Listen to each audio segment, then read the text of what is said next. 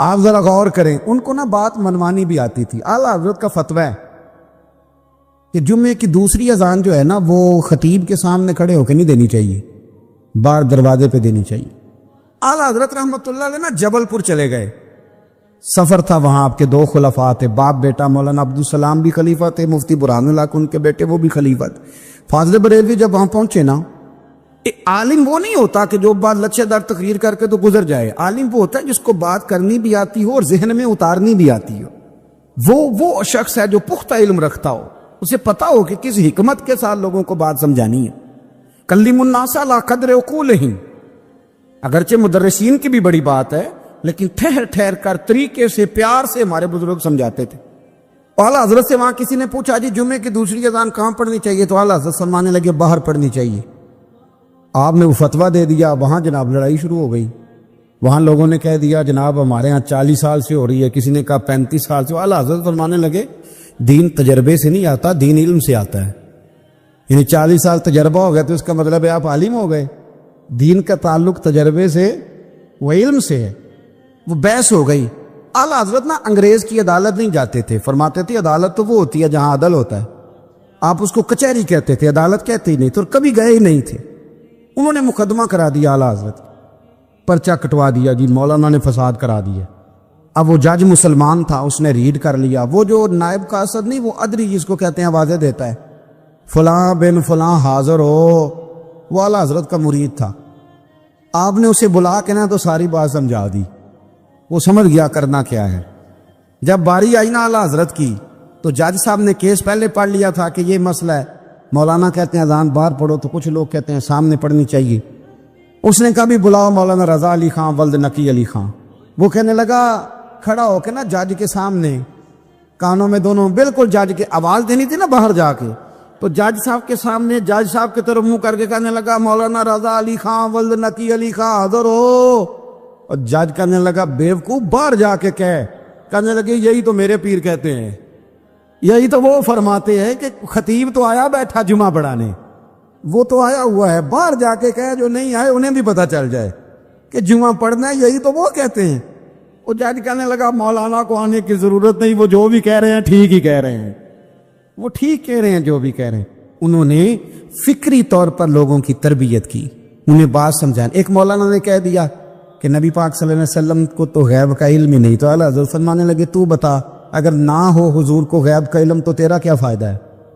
وہ سوچنے کی بات ہے نا بھائی، کوئی اختلاف نہیں، لیکن کسی کا کیا نقصان ہے اگر اللہ اپنے نبی کو غیب کے خزانوں کی چابیاں دے؟ ہے کسی کا نقصان؟ عجیب فلسفہ ہے نا۔ میں سفر کرتے رہتا ہوں تو بچے میپ لگا لیتے ہیں، اس کو غیب ہے کدھر جانا کدھر نہیں جانا، لے جاتا ہے کہ نہیں، لیفٹ ہو جاؤ رائٹ ہو جاؤ، کس نے بتایا اسے؟ اس کی بات ماننا اسلام کے کفر۔ اللہ اکبر، الجھ گئی نا بات۔ پھر وہ بتاتا ہے کہ آپ 5 گھنٹے 4 منٹ میں فلاں جگہ پہنچ جائیں گے، تو اتنی دیر میں بندہ پہنچ جاتا ہے این ٹائم پہ، تو یہ بات ماننا اسلام کے کفر۔ لیکن مجھے افسوس اس بات کا ہے کہ ڈاکٹر کا الٹرا ساؤنڈ ماننے والے، میپ کی باتیں ماننے والے، کل اتنے بجے بارش ہو جائے گی یہ ماننے والے، اگر کہا جائے کہ رسول پاک نے یہ غیب کی خبر دی ہے تو لوگ اڑ جاتے ہیں۔ اعلیٰ حضرت فرماتے ہیں یوں نہ کرو جسے کوئی سائنسدان پڑھائے، اگر وہ بہت ساری باتیں بتا سکتا ہے تو جسے رب رحمان پڑھائے۔ الرحمن علم القرآن خلق الانسان، میں تم بات ہی نہیں مانتے؟ فاضل بریلوی نے الدولت المکیہ پوری کتاب لکھی ہے، را فرماتے ہیں اللہ نے سب سے زیادہ غیب کی خزانوں کی چابیاں اپنے نبی کو عطا فرمائی ہے۔ تو آپ نے ہر محاذ پر حضور کی شانیں بیان فرمائی، نبی پاک کی عظمتوں کے تذکرے کیے۔ آپ نے فرمایا کہ اولیاء اللہ، صوفیہ، بزرگ، ان پر تنقید نہ کرو۔ ہمارا نا آج مزاج بن گیا ہے، میں اکثر کہتا ہوں کہ لوگوں کا ذائقہ خراب ہو گیا ہے۔ یہ جو لوگ کہتے ہیں نا نماز میں دل نہیں لگتا، محفل میں سرور نہیں آتا، ہم جب اینک تنقید کی لگا کے جاتے ہیں تو کیسے مزہ آئے گا؟ جب ہم سامنے والے کو اچھا ہی نہیں سمجھ رہے، سب سے اچھے ہم خود ہیں۔ میں اکثر کہا کرتا ہوں کہ جب تک ہم تھوڑا سا نیچے بیٹھ کے اوپر نہیں نہ دیکھتے، بندے ہمیں بڑے نظر نہیں آئیں گے، چھوٹے چھوٹے نظر آئیں گے۔ ہم ہمیشہ اوپر کھڑے ہو کے نیچے دیکھتے۔ مہربانی فرمائیں۔ بڑی شاندار بات لکھی اعلیٰ حضرت بریلوی نے ملفوظات شریف میں۔ آپ فرماتے ہیں 2 بڑے زبردست قاری تھے، تلفظ اچھا ہی ہونا چاہیے، لیکن اس کا یہ مطلب نہیں کہ پھر آپ سب پہ تنقید ہی کرتے رہیں۔ اعلیٰ حضرت فرماتے 2 قاریوں نے نا ایک بزرگ کے پیچھے نماز پڑھی، تو ان کے نا کچھ قواعد مستحب کچھ قواعد ٹھیک نہیں تھے، تو کہنے لگے شہرت تو بڑی سنی تھی پر بابے کو تو قرآن بھی صحیح نہیں پڑھنا آتا. یہ اعلیٰ حضرت نے لکھا ہے، چھوڑو جو یہ بھی کو بلی ہے. فرماتے ہیں بس مستحب قواعد ٹھیک نہیں تھے، جو چیزیں ضروری ہیں وہ ٹھیک پڑھتے تھے بابا جی. اب ان دونوں نے تنقید کی دل میں اور باہر نکل کے ایک دوسرے سے کہنے لگے یار کتنا سوچ کے آئے تھے پر یہ تو قرآن پاک بھی ٹھیک نہیں پڑھتے. اب موسم تھا تھوڑا سا ایسے ہی معتدل موسم تھا، نہ زیادہ گرمی تھی نہ زیادہ سردی تھی. قریب ایک جھیل تھی، کپڑے اتارے تہمتیں باندھی اور جھیل میں گھس گئے نہانے کے لیے. ایک شیر آیا تو کپڑے اٹھا کے لے گیا. اب بندہ پانی میں کتنی کو دیر رہ سکتا ہے، موسم بھی معتدل تھا، بڑی گرمی بھی بندہ زیادہ نہیں رہ سکتا. ٹھٹھرنے لگے، پریشان ہو گئے، کانپنے لگے، جائیں تو کدھر جائیں، بڑے پریشان. اب شیر بیٹھا ہے سامنے اور پہاڑی کے اوپر وہ بیٹھا کپڑے لے کے. اعلیٰ حضرت فاضل بریلوی رحمۃ اللہ تعالیٰ علیہ فرماتے ہیں کسی نے جا کے بزرگوں کو بتایا کہ وہ آپ کے مہمانوں کے کپڑے لے گیا شیر. تو ٹھٹھر رہے، وہ بزرگ آئے اور آ کے نا تو شیر کو آواز دی، اللہ ہر مشکل دی کنجی یارو ہاتھ مرداں دے آئی. شیر کو آواز دی، کہنے لگے ادھر آئے نا.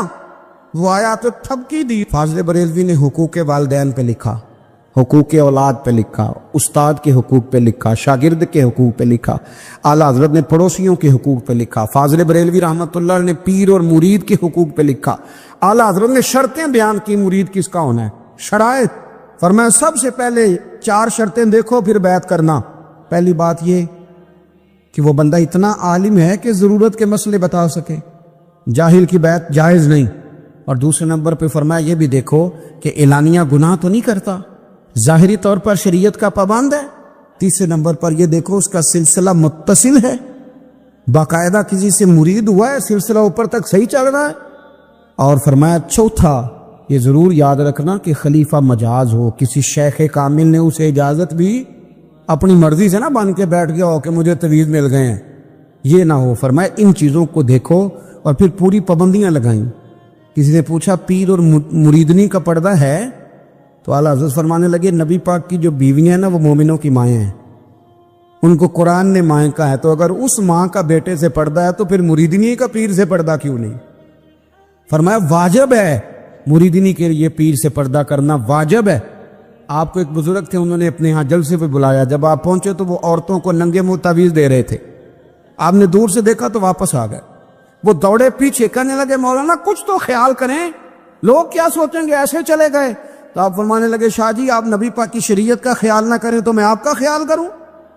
شریعت اسلامیہ کا خیال نہیں کر رہے، بے پردہ عورتوں میں بیٹھے ہو. وہ کہنے لگے میں توبہ کرتا ہوں، آج کے بعد نہیں کروں گا. فرمایا پھر ہاتھ بڑھائیے، پھر میں آپ کے ہاتھوں کے بوسے لیتا ہوں.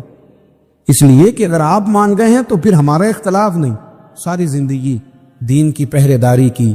اعلیٰ حضرت رحمۃ اللہ علیہ نے آج سے 150 سال پہلے کہا تھا مسلمان اپنے بینک قائم کریں، اپنا سرمایہ. ایک جو باتیں آج کر رہے ہیں نا آپ کے لوگ دانشور، وہ 125 سال پہلے کہا تھا کہ اپنے بینک بناؤ، آپس میں مسلمان تجارت کریں. فرمایا اپنا پیسہ ایک دوسرے پر خرچ کرو، غریبوں کو وظائف دو، وہ سارے طریقے اپناؤ جو صحابہ نے اور محبوب کریم نے ہمیں عطا فرمائے. مسلمانوں کی فلاح پر انہوں نے بڑا کام کیا. وہ زمان اقبال پہلے کہا کرتے تھے سارے جہاں سے اچھا ہندوستان ہمارا. پھر اللہ نے توفیق دی تو کہنے لگے نہیں خاص ہے ترکیب میں قوم رسول ہاشمی. اعلیٰ حضرت اسی زمانے سے کہہ رہے تھے نہیں بھائی جو مصطفیٰ کے غلام ہیں ان کا منصب اور معیار الگ ہے. بڑی محبت سے زندگی گزاری، اللہ سے بڑا ڈرتے تھے. سید ایوب علی رضوی صاحب آپ کے خلیفہ ہیں. وہ کہتے ہیں ایک چھوٹا سا بچہ صبح صبح آ گیا، کہنے لگا حضور آپ کی کل دعوت کرنی آ جائیں گے؟ آپ نے فرمایا آ جاؤں گا. کہنے لگا میں یتیم ہوں، باپ میرا فوت ہو گیا اور میرا بڑے دل کرتا ہے آپ سے محبت ہو گئی. فرمایا کب آؤں؟ اس نے کہا کل آ جانا. کیا کھلاؤ گے؟ تو چنے کی دال اس نے جھولی میں ڈالی. کہنے لگا حضور میں لے آیا اور رات کو بھگاؤں گا، کل آپ کو کھلاؤں گا. آپ بیمار رہتے تھے، دوپہر کو سوجی کے بسکٹ کھایا کرتے تھے. سید صاحب کہتے ہیں جب وہ جانے لگا تو اعلیٰ حضرت فرمانے لگے اگر اجازت دو تو ایک بندہ ساتھ لے آؤں؟ کہنے لگا لے آؤ. فرماتے ہیں اس کے گھر گئے تو اندر بیٹھنے کی جگہ بھی نہیں تھی. 1000 کتاب کے مصنف، لاکھوں کروڑوں مریدوں کے پیر، امت مسلمہ کتنے بڑے لیڈر. کہتے ہیں اس نے نا باہر گلی کے باہر دروازے کے باہر چٹائی بچھا دی کہنے لگا حضور اندر جگہ نہیں ہے، میری اماں ہیں اور آپ عورتوں سے بڑا پردہ کرتے ہیں۔ اعلیٰ حضرت باہر بیٹھ گئے زمین پہ، اس کو کہتے ہیں لاجپال پیر۔ باہر بیٹھ گئے، وہ چنے کی دال لایا اور باجرے کی موٹی روٹیاں۔ آپ کو تکلیف رہتی تھی پیٹ میں، آپ وہ چیزیں استعمال نہیں کرتے تھے، پر 1.5 روٹی کھائی۔ کھانے کے بعد کہا جائیں، کہنے لگا نہیں میری اماں آگ جلا رہی ہے، چائے پی کے جانا۔ وہ چائے آئی، جو بندہ سڑک سے گزرتا حضور یہاں بیٹھنے فرمایا جاؤ کام کرو، دعوت ہماری ہے تمہاری نہیں، جاؤ اپنا کام کرو۔ وہاں بیٹھ کے کھانا کھایا۔ جب واپس نکلے تو اس بچے نے اجازت دی جائیے۔ واپس آئے تو کچھ چہرے پہ کمزوری کے آثار تھے، کچھ تکلیف پیٹ میں شروع ہو گئی۔ سید صاحب کہنے لگے حضور آپ نے کیا کیا، بیمار ہو جائیں گے۔ فرمانے لگے ایوب علی یار بیماری تو ٹھیک ہو جائے گی، پر تو نے دیکھا نہیں یتیم کا دل کتنا راضی ہو گیا ہے، کتنا راضی ہو گیا اس کا دل۔ دنیا میں کیوں نہ نبی پاک کی غلامی میں آ جائیں۔ وہ کہتے تھے دنیا، اعلیٰ حضرت نے کتاب لکھی الامن والاولا، اس میں آپ فرماتے ہیں جو حضور کی پناہ میں آ جاتا ہے نا وہ بچ جاتا ہے۔ اللہ کرے آپ کو سمجھ آئے میری بات کی۔ جو حضور کی پناہ میں آ جاتا ہے، وہ جو دنیا دار رہتا ہے، مالدار رہتا ہے، حضور کی پناہ میں نہیں آتا وہ بے سکون رہتا ہے۔ فرماتے ہیں یہاں دنیا میں بھی حضور کی پناہ میں آ جاؤ، آج لے ان کی پناہ۔ اور آج دلیل آپ نے ابن ماجہ کی حدیث لکھی ہے، حضرت تمیم داری حدیث کے راوی ہیں، اعلیٰ حضرت نے لکھی ہے۔ فرماتے ہیں جو حضور کی پناہ میں آیا بچ گیا۔ دلیل دیتے ہیں، فرمایا انسان تو انسان، جانور بھی آتے تھے تو بچ جاتے تھے۔ حضرت تمیم داری رضی اللہ تعالیٰ عنہ فرماتے ہیں کہ ہم کھڑے تھے، ایک اونٹ دوڑتا ہوا آیا، نبی کریم صلی اللہ علیہ وسلم کے پہلے اس نے قدموں پہ سجدے کیے۔ صحابہ کہنے لگے حضور ہمیں بھی اجازت دیں۔ فرمایا وہ تو بے زبان ہے، اسے تو پتہ کوئی نہیں، پیش نظر ہے وہ نو بہار، سجدے کو دل ہے بے قرار، روکیے سر کو روکیے یہی تو امتحان ہے۔ فرمایا اسے کیا پتا، تم تو مکلف ہو شریعت کے، تمہیں اجازت نہیں ہے۔ اور اعلیٰ حضرت نے 2 ٹوک لکھا ہے، فرمایا سوائے خدا کے کسی کو تعظیمی سجدہ بھی حرام ہے۔ یہ نوٹ کر لیں میری بات۔ اور اعلیٰ حضرت نے فتاوی رضویہ میں لکھا ہے کسی قبر پہ جاؤ تو 4 ہاتھ دور کھڑے رہو۔ اللہ کرے آپ کو سمجھ آئے، کتنے ہاتھ؟ 4 ہاتھ دور کھڑے رہو، سورۃ فاتحہ پڑھو، درود شریف پڑھو، جس قبر پہ گئے ہو ان کی روح کو اصال ثواب کر، ان کے وسیلے سے دعا مانگو۔ اعلیٰ حضرت فرماتے ہیں قبر کو سجدہ بالاتفاق حرام ہے، طواف قبر کا کرنا بالاتفاق حرام ہے، بوسہ لینے میں اختلاف ہے کہ جائز ہے کہ ناجائز ہے، لیکن بوسے سے بھی چونکہ شک پڑتا ہے تو فرماتے ہیں احمد رضا کی رائے یہ ہے کہ بوسہ لینے سے بھی بچا جائے۔ وہ آ گیا تو اس سے اگلی باتیں کرتا ہے، بس خاموش رہ، باادب رہ اور پیچھے رہ۔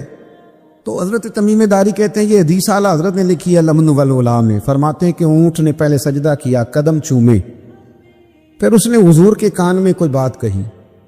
روزے دے دوالے نے غلاماں دیاں ٹولیاں، ایک پیا سندا کروڑاں دیاں بولیاں، یعنی اونٹ نے بات کی تو حضور نے وہ بھی سن لی۔ اعلیٰ حضرت کہتے ہیں جو پناہ میں آتا ہے بچ جاتا ہے۔ کہتے ہیں رسول کریم نے نا اونٹ کی پشت پہ ہاتھ پھیرا اور اللہ کے محبوب فرمانے لگے فکر نہ کر، اب تو آ گیا ہے نا، تو جیسے تو کہے گا ویسے ہی ہو جائے گا، جیسے تو کہے گا ویسے ہی۔ ابن ماجہ میں موجود ہے، پر میں چونکہ فاضل بریلوی رحمۃ اللہ علیہ کی کتاب سے پیش کر رہا ہوں الامن والاولا سے، تو میں اسی انداز میں پیش کر رہا ہوں جس انداز میں وہاں ہے۔ حضرت تمیم داری کہتے ہیں کہ ہماری سمجھ میں بات کوئی نہ آئی، تھوڑی دیر گزری تو کچھ لوگوں نے ہاتھوں میں رسیاں پکڑی ہیں، خنجر پکڑے ہیں، دوڑے آئے، یا رسول اللہ یہ ہمارا اونٹ ہے۔ حضرت تمیم داری کہتے ہیں میں نے دیکھا کہ جب وہ آ گئے نا خنجر لے کے تو اونٹ حضور کے پیچھے چھپ گیا۔ آج لے ان کی پناہ، آج مدد مانگ ان سے، وہ حضور کے پیچھے چھپ گیا۔ تو کہتے ہیں کہ نبی کریم صلی اللہ تعالیٰ علیہ وسلم نے فرمایا کیا مسئلہ ہے بھائی؟ یا رسول اللہ ہمارا اونٹ ہے، ذبح کرنے لگے تھے دوڑا ہے۔ تو حضور فرمانے لگے وہ تو تمہاری شکایت کر رہا ہے۔ وہ کہتا ہے یا رسول اللہ میں نے برسوں ان کی نوکری کی، برسوں میں نے بڑی نوکری کی۔ صحیح کہتا ہے یا رسول اللہ؟ ٹھیک کہتا ہے حضور، اب بوڑھا ہو گیا ہوں، تھوڑا زیادہ بوجھ نہیں اٹھا سکتا، تو مجھے ذبح کر کے کھانا چاہتے ہیں، میں مرنا نہیں چاہتا۔ نبی کریم فرمانے لگے اچھے لوگ یہ صلہ دیتے ہیں؟ اور نے عرض کی حضور آپ حکم کر دیں، ہم اس کو چھوڑ دیتے ہیں یا رسول اللہ، نہیں ذبح کریں گے، خدمت کریں گے۔ حضور فرمانے لگے نہیں، اب میرے پاس آیا ہے نا، اب میں نے واپس نہیں کرنا، آج ہو گیا ہے، آج لے ان کی پناہ، آج مدد مانگ ان سے، آج ہو گیا یا رسول اللہ پھر رکھ لیں. حضور نے فرمایا نہیں بھائی پیسے بتاؤ کتنے. یا رسول اللہ نہیں نہیں کچھ نہیں. نبی کریم علیہ السلام نے فرمایا نہیں بتاؤ کتنے, بتاؤ کتنے. انہوں نے کہا حضور ایک دفعہ ریٹ لگایا تھا تو 100 دینار لگا تھا. حضور نے فرمایا بلال دے دو 100 دینار. 100 دینار دے دیا. اعلیٰ حضرت فرماتے ہیں دیکھو ان کی پناہ میں آنے کی برکتیں کتنی ہیں. ان سے کہا تم جاؤ, وہ چلے گئے. حضور نے پشت پہ ہاتھ پھیرا, فرمایا جا تو آزاد ہے. حضرت تمیم داری کہتے ہیں وہ پہلے گیا پھر پلٹ کے آیا. اس نے نبی پاک کے کان میں کو بات کی, کئی باتیں کی, پر میں ایک بات کرتا ہوں, کئی باتیں کی, ایک بات کی تو حضور رو پڑے. اونٹ چلا گیا, ہم نے عرض کی حضور یہ کیا کہہ گیا ہے؟ تو محبوب فرمانے لگے یہ کہہ گیا یا رسول اللہ جس طرح آپ نے مجھے چھری سے بچایا ہے میں دعا کرتا ہوں اللہ آپ کی امت کو جہنم سے محفوظ فرمائے. اللہ جہنم سے بچائے آپ کی امت, جس طرح مجھے چھری سے آپ نے محفوظ کیا. اعلیٰ حضرت فرماتے ہیں کن چکروں میں پڑے ہوئے ہو, کن چکروں میں؟ پیسوں کی پناہ لیتے ہو, عہدوں کے پیچھے چھپتے ہو, دولت کے پیچھے چھپتے ہو, تعلقات کے پیچھے چھپتے ہو. فرمایا مصیبت آئے گی تو یہ سارے ہٹ جائیں گے. اگر پناہ لینی ہے تو مدینے والے محبوب کی پناہ لو, دروازے رسول پہ آؤ, نبی کریم کی بارگاہ میں جھکو, حضور سے پیار کرو. اعلیٰ حضرت فرماتے ہیں محبوب کا ادب کرو, رسول اللہ کی غلامی کرو. فرماتے ہیں پھر کے گلی گلی تباہ, ٹھوکریں سب کی کھائے کیوں, دل کو جو عقل دے خدا تو تیری گلی سے جائے کیوں. اور فرمانے لگے جان ہے عشق مصطفیٰ, روز فزوں کرے خدا, جس کو ہو درد کا مزہ وہ ناز دوا اٹھائے کیوں. جس کو ہو درد کا مزہ وہ ناز دوا اٹھائے کیوں. انہوں نے محبوب کریم کی محبت کا پیغام دیا, صحابہ کی محبت کا, بولیے صحابہ کی محبت کا پوری کتاب لکھی حضرت صدیق اکبر جناب عمر کے فضائل پر. اور مزے کی بات یہ ہے کہ اعلیٰ حضرت نے نا اردو شاعروں میں سے کسی کو توفیق نہیں ہوئی حضور کو شہنشاہ کہنے کی. اعلیٰ حضرت نے کہا میرے نبی شہنشاہ ہیں. دلیل کیا دی؟ فرمانے لگے پڑھو ترمذی, حضور نے فرمایا میرے 2 وزیر زمینوں میں ہیں 2 آسمانوں میں. زمین کے 2 وزیروں کے نام ابو بکر اور عمر ہیں, آسمان کے 2 وزیر ہیں جبریل اور میکائیل. اعلیٰ حضرت کہنے لگے حضور وزیر تو کسی شہنشاہ کے ہی ہوتے ہیں, پھر کہہ لو نا شہنشاہ. تو پھر فرمانے لگے حاجیو آؤ شہنشاہ کا روضہ دیکھو, حاجیو آؤ شہنشاہ کا روضہ دیکھو. کعبہ تو دیکھ چکے اب کعبے کا بھی کعبہ دیکھو, کعبہ تو دیکھ چکے اب کعبے کا بھی, غور سے سن تو رضا کعبے سے بھی آتی ہے صدا, میری آنکھوں سے میرے پیارے کا روضہ دیکھو. اعلیٰ حضرت نے ساری زندگی اور صحابہ کرام کی بات کی, اہل بیت کی بات کی, اولیاء کی بات کی, صوفیاء کی بات کی, دفاع کیا سب کا, سب کے شانوں میں لکھا, امت کو بتلایا کہ اپنے بزرگوں سے جڑے رہو گے تو بچے رہو گے. اعلیٰ حضرت نے طنز کرنے سے, تنقید کرنے سے, بلا وجہ غلطیاں نکالنے سے اور ایک دوسرے پر لان تان کرنے سے ہمیں بچنے کو کہا. اعلیٰ حضرت فرماتے ہیں کوئی علم اگر آ جائے نا تو اس کا معنی یہ نہیں کہ سب کو جاہل سمجھ لینا چاہیے. سمجھ آ رہی ہے میری بات کی؟ ہم جس شعبے میں بھی ہوتے ہیں نا سامنے والے کو ان پڑھ ہی سمجھتے ہیں. مولویوں کے بارے میں بعض لوگوں کا خیال ہے کہ یہ پتہ نہیں کون سی مخلوق ہے, ان کو کیا پتہ دنیا داری کا. میں صحیح کہہ رہا ہوں. اسی طرح جو میرے شعبے سے تعلق رکھنے والے لوگ ہیں وہ کہتے ہیں شاید سارے تاجر 2 نمبر طریقے سے ہی مال کماتے ہیں. یہ ہو نہیں سکتا, ایسا ہو نہیں سکتا. ہمیں نا دوسروں کی اہمیت کی خبر رکھنی چاہیے. ہم ایک دوسرے سے پیار, ہم طنز کرتے ہیں, تنقید کرتے ہیں. فاضل بریلوی منع کرتے تھے, آپ فرماتے یہ طریقہ درست. ہم جب غلطیاں نکالنے پہ جاتے ہیں تو معاذ اللہ اتنا اوپر بن جاتے ہیں کہ معاذ اللہ ثم معاذ اللہ اللہ رسول تک پہنچ جاتے ہیں. اعلیٰ حضرت کے زمانے میں ایک شخص نے کہہ دیا نبی پاک کا خیال آئے تو نماز ٹوٹ جاتی ہے. عقل ہے نا جی, جہاں مرضی لے جاؤ. اور کہنے لگا جی میں نے خالص اللہ کے لیے پڑھنی ہے نا فلسفہ عجیب. نبی پاک کا خیال آئے تو نماز. اعلیٰ حضرت فرمانے لگے تو بڑا ہی پاگل ہے. جب تو کہے گا السلام علیکہ ایھا النبی, خیال آئے گا کہ نہیں؟ فرمانے لگے تو بڑا ہی نادان ہے. جب تو کہے گا اللہم صلی علی محمد وعلی, خیال آیا کہ نہیں آیا؟ فرمانے لگے تو نبی پاک کی بات کرتا ہے, نماز میں تو ابا اماں کا بھی خیال آتا ہے. ربنا اغفر لی والوالدیّ, فرمانے لگے ربے کے خیال سے نہیں ٹوٹتی تو مدینے والے کے خیال سے کیسے ٹوٹ گئی؟ فرمانے لگے بڑا ہی بیوقوف ہے تو۔ اعلیٰ حضرت فرمانے لگے تو کہتے ہیں حضور کا خیال آئے تو ٹوٹ جاتی ہے؟ فرمانے لگے جب تک حضور کا خیال آئے نہ نماز ہوتی ہی نہیں، جب تک حضور کا خیال نہ آئے نماز ہوتی ہی نہیں، سوال ہی نہیں پیدا ہوتا۔ لوگوں نے کہا جناب وہ کس طرح؟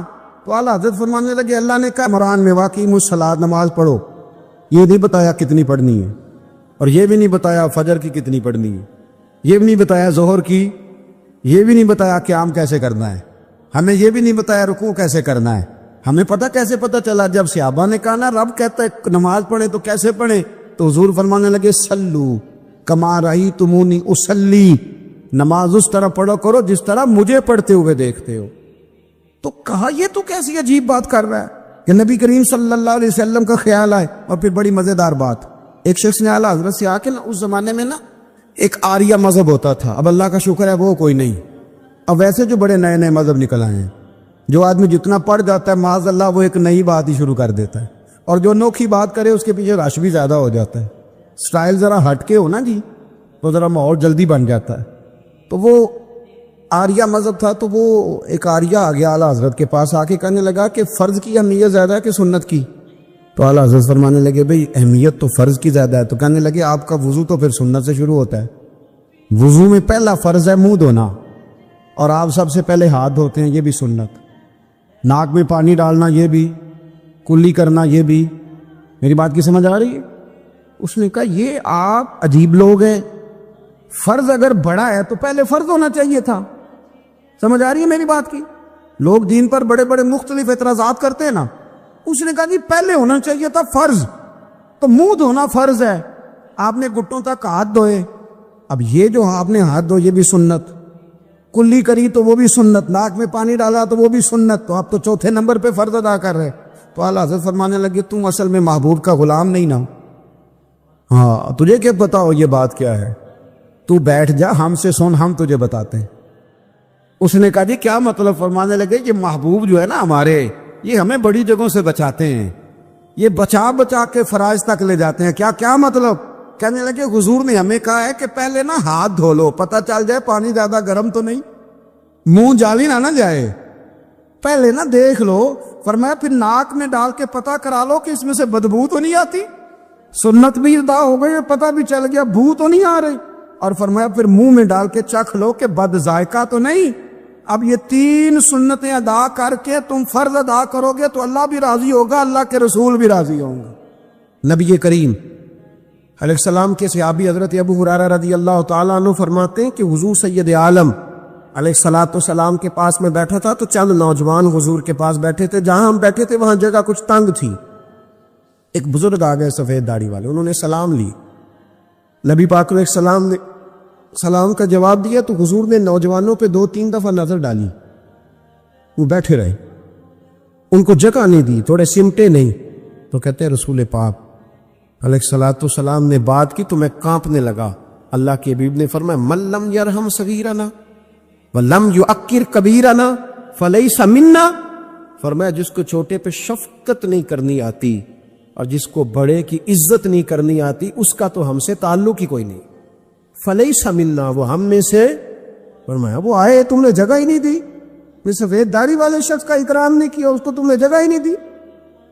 اور ہم لوگ یہ سمجھتے ہیں، یہ نوجوان یہ سمجھتے ہیں کہ ہم نے کون سا بوڑھے ہونا ہے، ہم نے کون سا بوڑھے ہونا، ہم نے تو سدا جوان ہی رہنا ہے۔ ایک کلرک نے نا ایک دفعہ کسی بہت بڑے رائٹر کو کہہ کہ اپنے نام سمیت، اس نے کہا تھا میرا نام، ایڈریس، فون نمبر سمیت یہ بات اپنے کالم میں درج کر دو۔ اس نے کہا کہ میں کلرک تھا، تنخواہیں وغیرہ دیتا تھا کسی بینک میں یا کسی ایسے ادارے میں ملازم تھا جہاں میں وہ چیزیں دیا کرتا۔ تو کہتے ہیں کہ میں وہاں یہ کام کرتا تھا تو بوڑھے لوگ، آپ کو پتہ ہے ضعیف لوگ آتے ہیں بیچارے پینشن لینے، کسی بچے کی منت کرتے ہیں، وہ لے کے جاتا ہے، بابا جی کو یہ بھی نہیں پتہ انگوٹھا کہاں لگانا، فارم کیسے فل کرنا ہے۔ تو یہ سرکاری عہدوں پہ بیٹھے لوگ معاذ اللہ تنگ ہوتے ہیں اور کئی دفعہ غلط جملے استعمال کرتے ہیں۔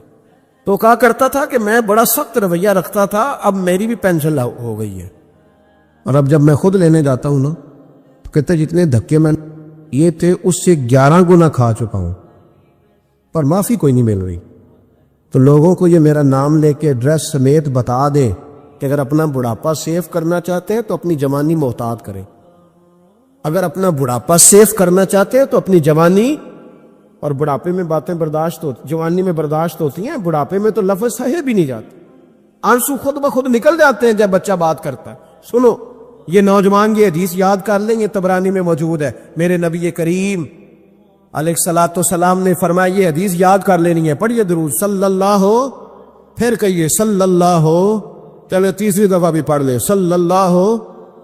رسول پاک علیہ الصلوۃ والسلام نے فرمایا جو شخص اپنی جوانی میں کسی بوڑھے کی عزت کرے گا، جب وہ بوڑھا ہوگا تو اللہ اسے کئی گنا بڑھ کے اس کی عزت کرائے گا، اس کی کئی کی گئی عزت سے کئی گنا بڑھ کے رب پھر اس کی عزت کرائے گا۔ نوجوان اکرام کرنا سیکھیں، بزرگوں کا احترام کریں، اپنے بڑوں کے ساتھ، اور بڑوں میں جتنے بھی صاحب فضیلت بڑے ہیں، آپ کا جو استاد ہے وہ آپ کے لیے بڑا قابل احترام ہے، بڑا قابل احترام ہے۔ میں ماسٹر کی ڈگری لینے کے بعد اب بھی کبھی گاؤں میں اپنی پرائمری کے ٹیچروں کو دیکھتا ہوں، اب بھی تو احساس پیدا ہوتا ہے کہ یہ اگر ہمیں وہ الف با تا سا نہ پڑھاتے، شروع کی کتابیں یہ المدہ عام نہ پڑھاتے تو پھر اس سے آگے بھی ہمیں پڑھنا نہ آتا۔ اور اگر آپ کو اللہ تعالیٰ سمجھ دے نا، توفیق دے، تو یہ سمجھے کہ جو چھوٹا استاد ہوتا ہے اس کی محنت زیادہ ہوتی ہے۔ ہاں یونیورسٹی والے جو ٹیچر ہیں تو لیکچر دے کے چلے جاتے ہیں، تو وہ جس نے رٹا لگایا نا پہاڑے یاد کرانے کا، وہ جس نے آپ کو املا لکھنی سکھائی ہے نا، اس کی محنت، اگرچہ اس کی تعلیم میٹرک پی ٹی سی ہے، اگرچہ اب آپ اس سے کئی گنا زیادہ تعلیم حاصل کر گئے، لیکن اصل مشقت اس قاری صاحب کی ہے جس قاری نے آپ کو قاعدہ پڑھایا ہے، جس نے تلفظ ٹھیک کرایا ہے۔ ابتدائی کتابوں کے اساتذہ کی مشقت زیادہ ہوتی ہے، بڑے لوگ تو لیکچر دے کے چلے جاتے ہیں۔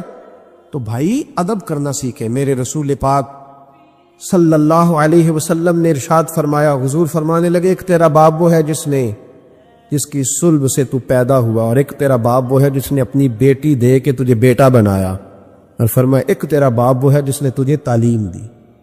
وہ تیرا باپ ہے، اس کا اکرام کر، اس کا ادب۔ اور حضرت مولا علی شیر خدا نے تو شیروں جیسی بات ہی کر دی۔ بڑے لوگ بڑی بڑی باتیں، اتنی بڑی بات اس موضوع پر میں نے تلاش کیا ہے، میں نے بڑے لوگوں کو پڑھا ہے اس عنوان پر، لیکن اتنی بڑی بات کہیں نہیں ملی۔ حضرت علی المرتضیٰ رضی اللہ تعالیٰ عنہ فرمانے لگے جس نے مجھے ایک حرف سکھایا ہے وہ میرا استاد ہے، اگر وہ چاہے تو مدینے کے چوک میں کھڑا کر کے مجھے بیچ دے، میں اس کے ہاتھوں بکنے کو بھی تیار ہوں۔ وہ جس نے مجھے ایک حرف، اساتذہ کا احترام نہیں، اساتذہ پریشان، استاد تو بیچارہ روز کٹہرے میں کھڑا ہے، روز کٹہرے میں، روز لوگ اس کو کہتے ہیں کہ جناب آپ نے یہ بات کیسے کر دی، آپ کی جرت کیسے ہوئی۔ اور جو لوگ، میں ایک کالج میں تھا چند دن پہلے، تو وہاں میرے جاتے ایک جھگڑا شروع تھا کہ جناب ہم کب سے آئے بیٹھے ہیں، تو ٹیچر کہتی ہے کہ یہ پیریڈ ختم ہوتا ہے تو پھر چھٹی لینی ہے،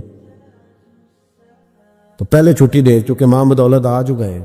اکرام نہیں، جو قومیں ادب نہیں کرتی وہ تعلیم کبھی بھی حاصل ہے، اور تعلیم حاصل کر بھی لیں تو تعلیم کا فیض نہیں پا سکتے۔ فیض ادب سے ملتا ہے۔ امام اعظم ابو حنیفہ، امام ابو یوسف سے کسی نے کہا کہ یہ امام اعظم کیوں ہے؟ فرمانے لگے یہ بڑے امام اس لیے ہیں کہ بڑا ادب کرتے، بڑے اس لیے ہیں کہ بڑا ادب۔ امام صاحب کے ساتھ 4-5 شاگرد بیٹھے تھے، ایک باغ میں آپ تشریف فرما تھے۔ تو اب تو ہمارے ہاں بڑی آسانی ہے، کتابوں کو آپ کمپیوٹر سے سرچ کر سکتے ہیں، حوالے بڑی آسانی سے مل جاتے ہیں۔ اب بھی بڑا مشکل ہوتا ہے، کتاب سے ڈھونڈنا بڑا مشکل ہے۔ ہم اپنے طالب علموں کو کبھی کہتے ہیں نا صرف کتاب ہی ڈھونڈ کے دے دو، تو وہ کہتے ہیں جی اس کو آپ لگایا ہی حروف ترجیح کے حساب سے کریں تاکہ ہمیں یہ مشقت نہ کرنی پڑے۔ آپ اس کو حروف ترجیح کے مشورے دیتے، کوئی کہتا ہے جی آپ فن کے لحاظ سے کتاب میں حدیث علیحدہ رکھا کریں، تفسیر علیحدہ رکھا کریں تاکہ ہمیں کوئی حرکت نہ کرنی پڑے، مشورے دیتے ہیں۔ چلو اچھے بچے بھی ہوتے ہیں، سارا کچھ ساتھ ساتھ ہی ہے۔ تخریج کا کام کرنا بڑا مشکل ہے آج بھی۔ جب آپ نے صحیح مطالعہ کرنا ہو تو پھر موبائل شوبائل بند کر کے ہی ہوتا ہے۔ جب آپ نے کسی چیز پہ ریسرچ کرنی ہے، اس کو ہر لحاظ سے اور ہر زاویے سے آپ پڑھنا چاہتے ہیں، پھر یہ مشقت والا کام۔ اس زمانے میں زیادہ مشقت ہوتی تھی، گرمی بڑی سخت تھی، تو امام اعظم رحمۃ اللہ علیہ نے 2-3 شاگرد منگا لیے۔ اب بڑی ساری سہولیات ہیں، جب ہم کچھ صفحہ 2-3 صفحے محفوظ کرنا چاہتے ہیں تو اس کا طریقہ ہم یہ رکھتے ہیں کہ ہمارے پاس پنیں ہوتی ہیں، پن لگا لی، اتنے صفحے سائڈ پہ کر لیے، پھر کئی بہت ساری آسانیاں ہیں۔ اس زمانے کے اندر بڑا مشکل ہوتا تھا، کچھ کاغذ بھی بڑا مہنگا تھا، چیزوں کو سمیٹنا، اور اگر کچھ چیز بکھر جاتی تھی دوبارہ حاصل کرنا ایک مشقت والا کام۔ تو امام صاحب رحمۃ اللہ علیہ باغ میں بیٹھے تھے، کچھ حدیثوں پر کام ہو رہا تھا، ان کی جو روایات تھیں اس کے راوی جو تھے وہ مرتب کیے جا رہے تھے، چیزوں پر فقہ کے اصول بنائے جا رہے تھے، شاید 2 4 5 شاگرد بھی بیٹھے تھے، باغ کے ساتھ کچھ بچے کھیل رہے تھے، تو گیند گری ایک بچے کی۔ تو آپ کو پتہ ہے کہ ایک بچے کی ویسے ڈیوٹی لگائی جاتی ہے گیند ہی پکڑنے کی، کھڑا کرتے ہیں نا جی پیچھے اس کو کہ تو نے صرف گیند ہی پکڑنی ہے۔ مجھے تو کوئی دلچسپی نہیں میچ سے، لہذا مجھے زیادہ نام وام نہیں آتے کچھ کو کیا کہتے ہیں، تو اس کو کھڑا کیا تھا انہوں نے پیچھے۔ وہ گیند اچانک آ گئی نا جب باغ میں، تو بچہ دوڑا آیا، 12 14 سال کا بچہ، جب وہ آیا نا باغ میں تو امام صاحب نے آؤ دیکھا نہ تاؤ دیکھا، امام صاحب جھاگ سے اٹھ کے کھڑے ہو گئے، اور جب کھڑے ہوئے تو وہ کاغذ جو تھے وہ سارے بکھر گئے۔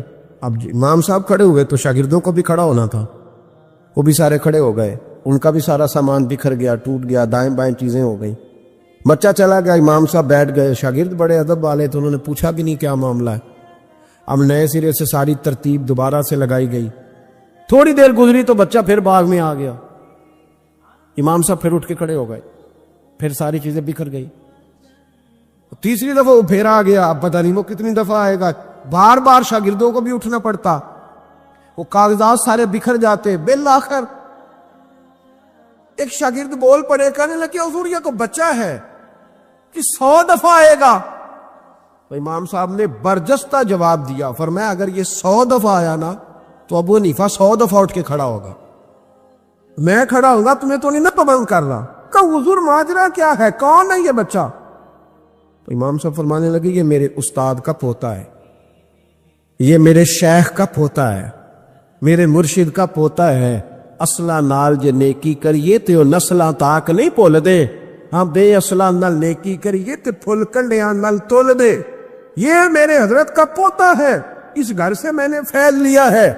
فرمایا میں نے نمک کھایا ہے، یہ کیسے ہو سکتا ہے کہ یہ آئے اور میں اٹھ کے کھڑا نہ ہوں، یہ 1000 دفعہ بھی آئے تو میں کھڑا ہوں گا۔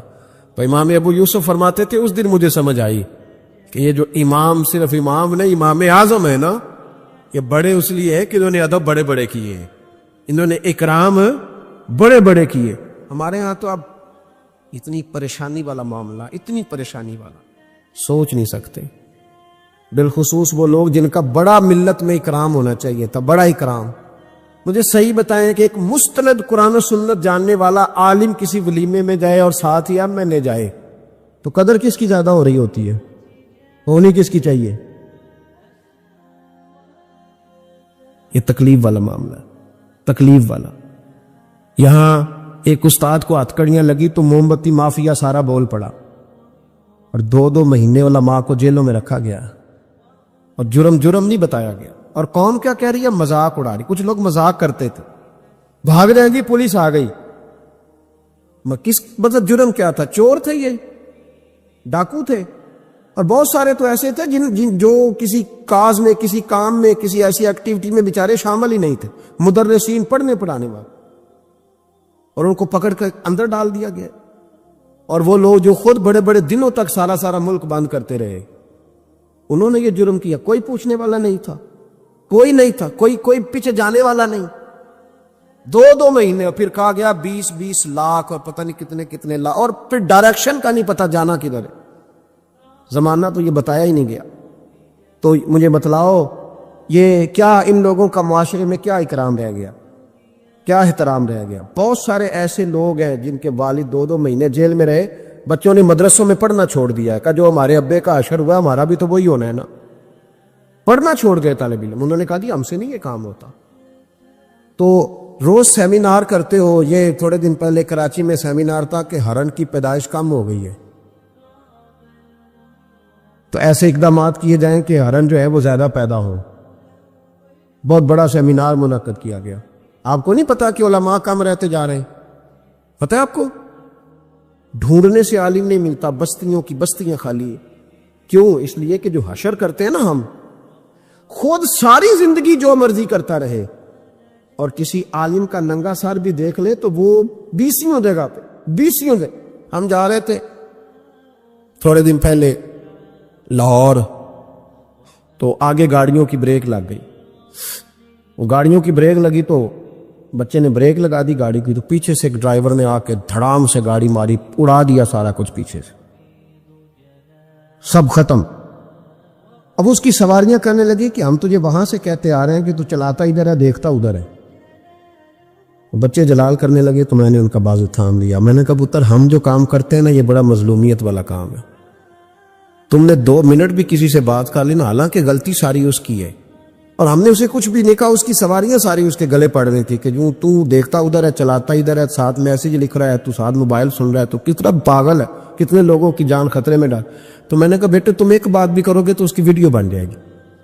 پھر یہ دیکھیں یہ پیر صاحب تبلیغ کرتے ہیں، ان کا حال دیکھیں، یہ فٹافٹ معاملہ یہ اتنا سخت معاملہ، اتنی اذیت ناک یہ مسئلہ ہوتا جا رہا ہے، اتنا کربناک ہے یہ معاملہ. کسی نے کسی سے ہاتھ نہیں ملایا تو شور ہو گیا، یہ بازو دکھنے لگتا ہے. آپ یقین کریں بیٹھے رہتے ہیں نا، جب کسی مجلس میں جاتے ہیں تو ہزاروں لوگوں سے ملنا پڑتا ہے، اور سنگی اپنے حساب سے ملاقات کرتے ہیں.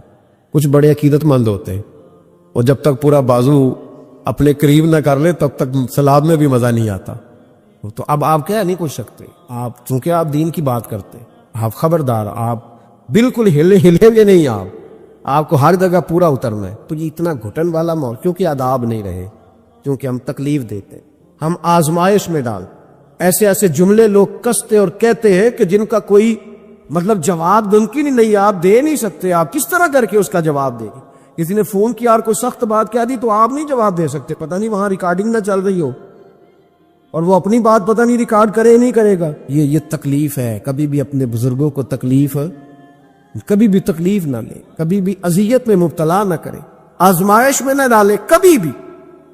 اور میں طالب علموں سے کہتا ہوں تمہیں کیا ضرورت ہے کبھی کبھی، اور الحمدللہ یہ چند لوگوں کی بات کر رہا ہوں ورنہ اللہ کا فضل ہے، عزت کرنے والوں کی تعداد زیادہ ہے، پیار کرنے والوں کی تعداد زیادہ ہے، اور کرم کے ساتھ دیکھنے والوں کی تعداد زیادہ ہے. اللہ کا فضل ہے، زیادہ ہے لوگ. لیکن میں طالب علموں سے کہتا ہوں میں یہ حدیثیں اکثر بیان نہیں کرتا کہ کہیں میرے دل میں یہ خیال نہ آئے کہ میں بھی ایسا ہوں.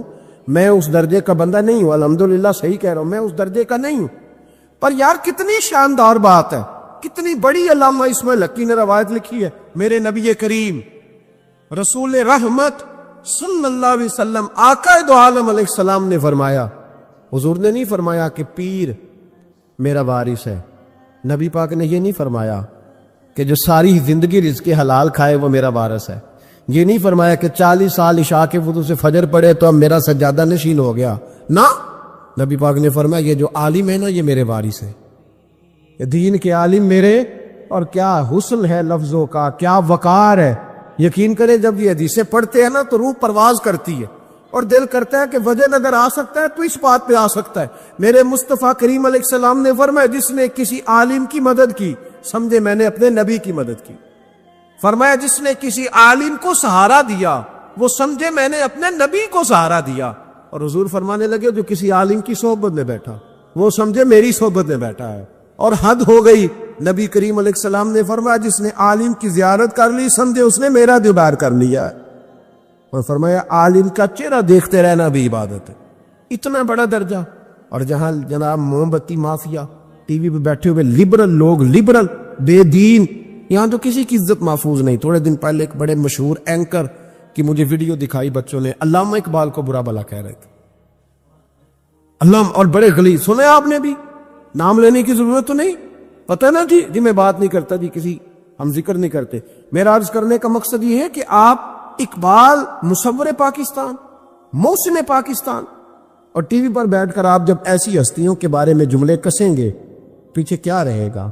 تکلیف نہ دے. کم از کم جو چلے گئے ان کے بارے میں تو نبی پاک نے فرمایا اذکروا محاسن موتاکم، جو مر جائے تو اس میں تو کمزوری ہو بھی تو اس کا ذکر نہ کرو، اس کی صرف اچھی اچھی باتوں کا ذکر کرو. یہ ظلم ہے، یہ زیادتی ہے. خیال فرمائے اپنے گزر. دیکھیں نا داتا علی اجمیری رحمت اللہ، پتہ کتنا بڑا شخص ہے. غوث اعظم جیلانی رحمت اللہ علیہ کا ایک قول ہے، آپ فرماتے ہیں کہ اگر میں علی بن عثمان حجویری کے زمانے میں ہوتا تو ضرور ان کی صحبت میں بیٹھتا. یعنی غوث پاک کہتے ہیں. چلو ہم تو داتا صاحب ویسے بھی نہیں جاتے, کبھی مال لینے لاہور گئے ہو نا تو باہر ہی کھڑے ہو کے کچھ لوگ سلام کر لیتے. کچھ لوگ کہتے ہیں جی میں نے پورے سال میں ایک پورا بندہ وہاں سجدہ کرتے دیکھا ہے, ایک پورا. تو میں کہتا ہوں جو ہر نماز کے وقت وہاں ہزاروں نماز پڑھتے ہیں وہ نہیں نظر آئے؟ جو ہزاروں لوگ وہاں جمعہ پڑھتے ہیں وہ نہیں دکھے تمہیں؟ جو سارا دن قرآن پاک کی تلاوت ہوتی ہے وہ نہیں نظر آئی؟ عجیب معاملہ. ایک صاحب مجھ سے کہنے لگے کہ داتا تو اللہ ہے. میں نے کہا اللہ کے 99 ناموں میں داتا نکال کے دکھاؤ, ہے کہیں؟ بولے لفظ ہی فارسی کا ہے. کیا عجیب, مطلب ایسی منطق ہے لوگوں کی جو سمجھ سے بالا تر ہے. بھئی لفظ داتا اللہ کے 99 ناموں میں موجود نہیں ہے. داتا کا معنی آپ کیوں وہ کرتے ہو؟ پھر تو آپ کہیں گے کہ اماں سے بھی روٹی مانگنا جائز نہیں, کیونکہ داتا کا معنی دینے والا ہے. تو اماں روٹی پکا کے دیتی ہے کہ نہیں؟ ابا پیسے دیتا ہے کہ نہیں؟ عجیب فلسفہ ہے لوگوں کا, ہر بات کا الٹ مطلب. بزرگوں تک کو لوگ تکلیف دیتے ہیں, اذیت دیتے, آزمائش میں مبتلا کرتے ہیں. اور ایسی ایسی اعلیٰ حضرت فاضل بریلوی رحمۃ اللہ علیہ کے چھوٹے صاحبزادے تھے, حضور مفتی اعظم ہند مولانا مصطفیٰ رضا خان صاحب رحمت, 1.25 کروڑ آدمی مرید تھا, اور حضرت کے لاکھوں میں محدثین شاگرد تھے. لیکن تنقید کرنے والوں کو موقع مل جاتا ہے نا. حضرت بڑی دور گئے تھے ایک جگہ پہ, بڑی دور. تو ایک سیٹھ صاحب کہنے لگے کہ میرا بڑا دل کرتا ہے کہ وہ میرے گھر میں قیام کرے, بڑی میری خواہش ہے. کہا چلو ٹھیک ہے, آپ کے گھر قیام کرتے ہیں. حضور مفتی اعظم نا رات کو ان کے گھر میں قیام کیا. اب مسافر کے لیے تو اللہ تعالیٰ نے نماز عادی کر دی ہے. 4 فرضوں والی نماز ہے تو رب کریم نے 2 فرض کر دی. سنتوں اور نفلوں میں اجازت دے دی, پڑھے کوئی تب بھی ٹھیک ہے, نہ پڑھے تب بھی ٹھیک ہے. تو اب فرض جہاں کم کر دیے گئے تو حضور مفتی اعظم اس گھر میں مہمان تھے, سارا دن کی تھکاوٹ تھی. تو جہاں اللہ تعالیٰ نے فرض کم کر دیے وہاں کسی پہ پابندی لگائیں کہ اٹھ کے تہجد بھی پڑھے. آپ نے عشاء کی نماز پڑھی, آرام فرمایا, فجر کے وقت اٹھے. اس شخص نے بڑی مشکل سے فجر کے بعد ناشتہ دیا اور سویرے شور کرنے لگا اتنے بڑے پیر ہیں, تہجد تو پڑھی کوئی نہیں. لوگوں نے اس کو کہا یار تو اس بات کی پابندی لگا رہا ہے جس کی اللہ رسول نہیں لگاتے. تو سفر کے اندر تو فرض نماز کو اللہ تعالیٰ نے اجازت دے دی ہے, تو نفلوں کی کہنے لگا جی نہیں مجھے نہیں سمجھ آئی بات کی. انہوں نے کہا کہ تمہیں پتہ ہے حدیث کیا ہے کہ جس نے, اللہ فرماتا ہے جس نے میرے ولی سے دشمنی کی میرا اس کے خلاف اعلان جنگ ہے. یہ بخاری مسلم کی مستند ترین حدیث ہے. صرف جنگ نہیں, اعلان جنگ ہے. اعلان 2 ہی تو جرم ہے جن پہ اللہ زیادہ ناراض ہے. ایک کا سود نہ چھوڑا تم نے تو میں جنگ کروں گا, اور ایک کا میرے ولی سے دشمنی کی تو میں تمہارے خلاف اعلان. اس حدیث کی ایک عرب بھی کمزور نہیں, سند بھی کمزور نہیں, متن اتنی تگڑی حدیث. حضرت معاذ ابن جبل رضی اللہ تعالیٰ عنہ نبی پاک صلی اللہ علیہ وسلم کے روزے پر بیٹھ کے رو رہے تھے. یہ ابو داؤد شریف کی حدیث. حضرت عمر آگے کا روتے کیوں ہو؟ فرمانے لگے مجھے 2 حدیثوں نے پریشان کر دیا. ایک تو نبی پاک نے فرمایا چھوٹی سی ریاکاری بھی شرک ہے, اگرچہ شرک اصغر ہے پر انسان سے غلطی ہو ہی جاتی ہے. اور دوسرا حضور نے کہا ہے کہ جس نے ولی سے دشمنی کی میرا اعلان جنگ ہے. تو عمر مجھے کیسے پتا چلے گا کہ کون ولی ہے؟ حضرت عمر نے کہا بہتر یہ ہے کہ تو سب کی عزت کیا کر, سب کا اکرام کر. لیکن یہاں تو لوگ معاف ہی نہیں کر رہے. غوث پاک پر بھی فتویٰ ہے, داتا علی اجویری پر بھی فتویٰ ہے, خواجہ معین الدین, پتہ نہیں یہ کون سا دین ہے, کون سا مذہب ہے جس میں پچھلا کوئی بھی ٹھیک نہیں تھا, جو آج پیدا ہوا صرف وہ ٹھیک ہے, جو جتنا زیادہ بدتمیز ہوتا ہے اتنا زیادہ عروج پاتا ہے. تو میں کہتا ہوں امام بخاری کو بھی نہیں مانتا. کیوں مانا تو نے امام بخاری کو؟ امام بخاری کو مانو گے تو بخاری مانو گے, امام مسلم کو مانو گے تو مسلم شریف کو. کیا فلسفہ ہے؟ بغیر کسی امام کے تو حدیث تک پہنچ ہی نہیں سکتا. جانا ڈائریکٹ جا کے لے نبی پاک سے حدیث, امام بخاری کے بخیر لے, تیرا پتہ چلے. جب امت میں جتنے لوگ گزر گئے سینکڑوں سالوں میں وہ سارے غلط تھے, جو آج پیدا ہوا وہ ٹھیک ہے. کوئی ٹی وی پہ بیٹھ گیا, کوئی یوٹیوب پہ بیٹھ گیا, سارے غلط تھے جی میں نیا آیا ہوں میں ٹھیک ہوں. یہ کیسے ہو سکتا ہے؟ بدتمیزوں کو عروج ملے گا. تو نبی کریم علیہ السلام نے فرمایا اللہ کا اعلان جنگ ہے, یہ بخاری مسلم ہے, یاد رکھنا. کبھی ذہن میں بھی کسی اللہ کے نیک بندے کے بارے میں برا خیال نہ پیدا کرنا. اعلان جنگ ہے رب کریم کا. تو کہنے لگا جی تہجد نہیں پڑھی. لوگوں نے بڑا سمجھایا کہ یار کوئی بات تو نے غیر شرعی دیکھی ہے تو وہ کر, لیکن تو جہاں بیٹھتا ہے غیبت کرتا ہے، جہاں بیٹھتا ہے کوئی غیر شرعی بات دیکھی ہے تو بیان کر، ہم کہنے لگا جی نہیں. چونکہ بڑا سیٹھ تھا، جب اسے اتنی زیادہ بات کی تو حضور مفتی اعظم ہند کو تکلیف ہوئی. جاگ رہے ہیں ہم لوگ؟ آپ رو پڑے، فرمانے لگے اسے ایسا نہیں کرنا چاہیے تھا، میری کوئی غلط بات دیکھتا تو تبصرہ کرتا. آپ کی آنکھوں میں آنسو کیا آئے، اس کے گھر میں تو آگ لگ گئی. کہتا ہے صرف وجود کے کپڑے بچے، باقی ہر شے جل گئی. اور پھر میں 2 سال محنت کرتا رہا کہ دوبارہ میرا گھر، میرا کاروبار مضبوط ہو جائے، نہ ہو سکا.